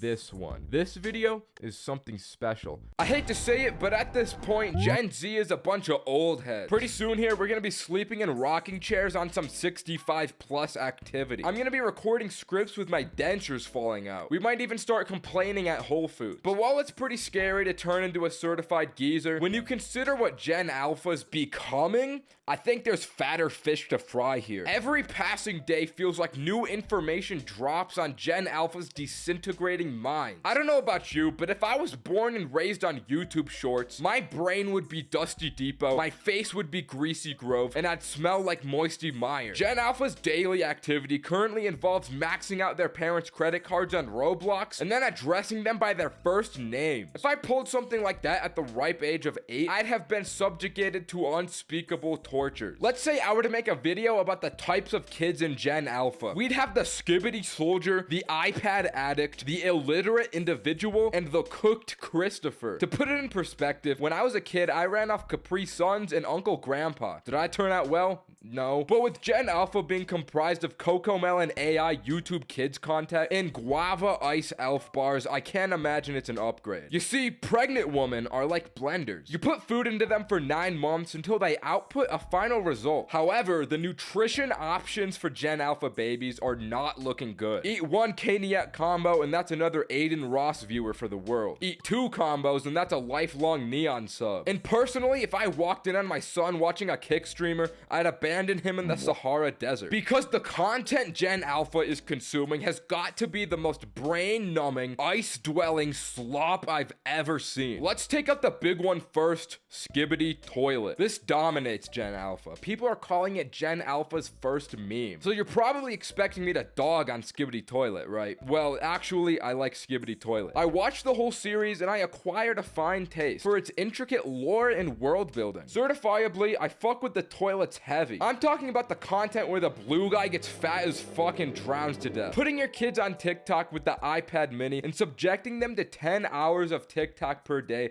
has gotta be a low-level lobotomy. Gen Alpha babies have been cooked in the monkey baby bonbon and lanky box oven for their whole life. And now that they're older, the repercussions are starting to show themselves. Because these kids can't read. Gen Alpha kids cannot read words. They look at books and see Minecraft rune enchantments in the letters. This is what happens when people who play Valorant start to have kids. The amount of reports from teachers saying that they can't get their students to read or listen is crazy. I can't blame those kids though. The Skibbity syndrome does hit pretty hard. But as a professional, I have a solution for the problem. Classrooms should have all students wear Apple Vision Pros and augment Minecraft parkour on the whiteboard to help them focus. That'd be sick. And it'd double to help with the kids' abhorrent iPad addiction. Gen Alpha loves their iPads. It turns out that when you give kids the iPad, they want to keep the iPad. So now that those iPad kids are inevitably getting dropped off at daycare, iPad-less with no money and some $8 shoes, they've started to snap. And I don't imagine you want to be caught as the kid with the iPad at Gen Alpha daycare. These kids will be eyeing you down like you pulled up to O-Block with $10,000 in an open briefcase while wearing a cartoonish propeller hat. The only thing that helped them is some clothes from TakeYourTime.store.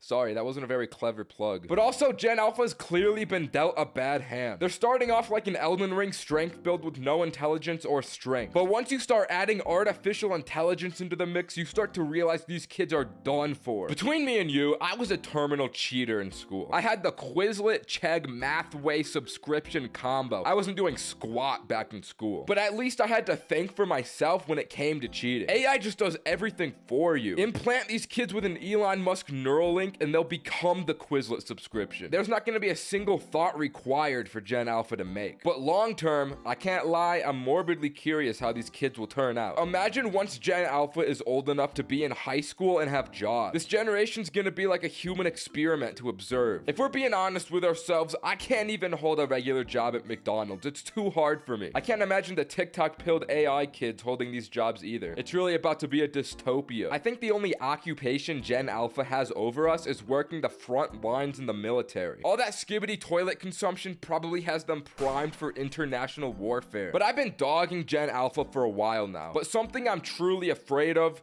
is that I'm just like them. I mean, I do like Skibbity Toilet, but when you look at the exhibit of content we used to watch at Gen Alpha's current age, things don't look good for us. Back in the day, these MLG videos used to go hard, but looking back, I'd imagine most adults would assume I'm doomed for liking those. MLG videos are so bad nowadays, but I couldn't see it at the time. If you ever watched those Shrek compilation videos, those are pretty much the same as Skibbity Toilet too. But even more brain rot is YouTube poop. I got this video on Instagram Reels a couple days ago with SpongeBob repeatedly throwing the patty into a fan and it shits all over Squid. This still made me laugh to this day, which made me feel like Gen Alpha is pretty similar to me. But I've also got one first-hand experience in my life that makes me think that Gen Alpha could truly be a different breed than us. What if I were to tell you recently I had a first-person run-in with a real-life Gen Alpha child? I was at the park with my boys playing the classic basketball game Around the World. Why weren't we just playing basketball? Well, unfortunately, we're all white boys. White boys do it different in certain methods, and basketball is not one of them. We're shooting missed hoops for about 30 minutes until this mom walks over to us like, "My son Axel really wants to play with you boys." And immediately, I knew the boy Roderick was trying to get some good boy points with the mom, so he's like, "Of course we can play with your son." And just like that, we had a group of grown-ass adult dudes playing basketball with a 7-year-old. This situation was a little awkward because none of us wanted to use that sailor talk around the kid, and the kid himself just wasn't saying anything at all. So I try and strike up a conversation with the kid like, "So you ever watch YouTube, lil bro?" Yeah. Damn, alright, so like, what do you like to watch? I'm trying to bait out the Skibbity Toilet answer because I want to see if it's true that these kids are all addicted to it. But Axel hits me with the, I like secret room videos. I don't know what a secret room video is, but we all hit him with the, oh yeah, I love secret rooms.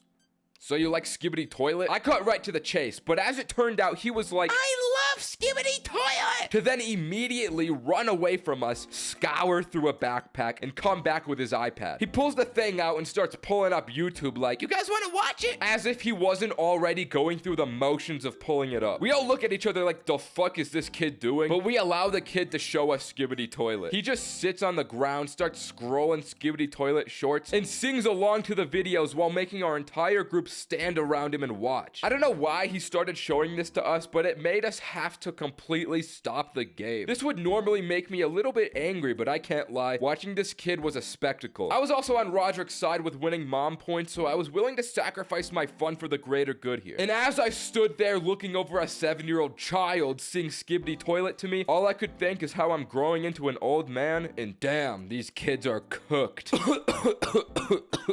Anyways, go to takeyourtime.store and buy something.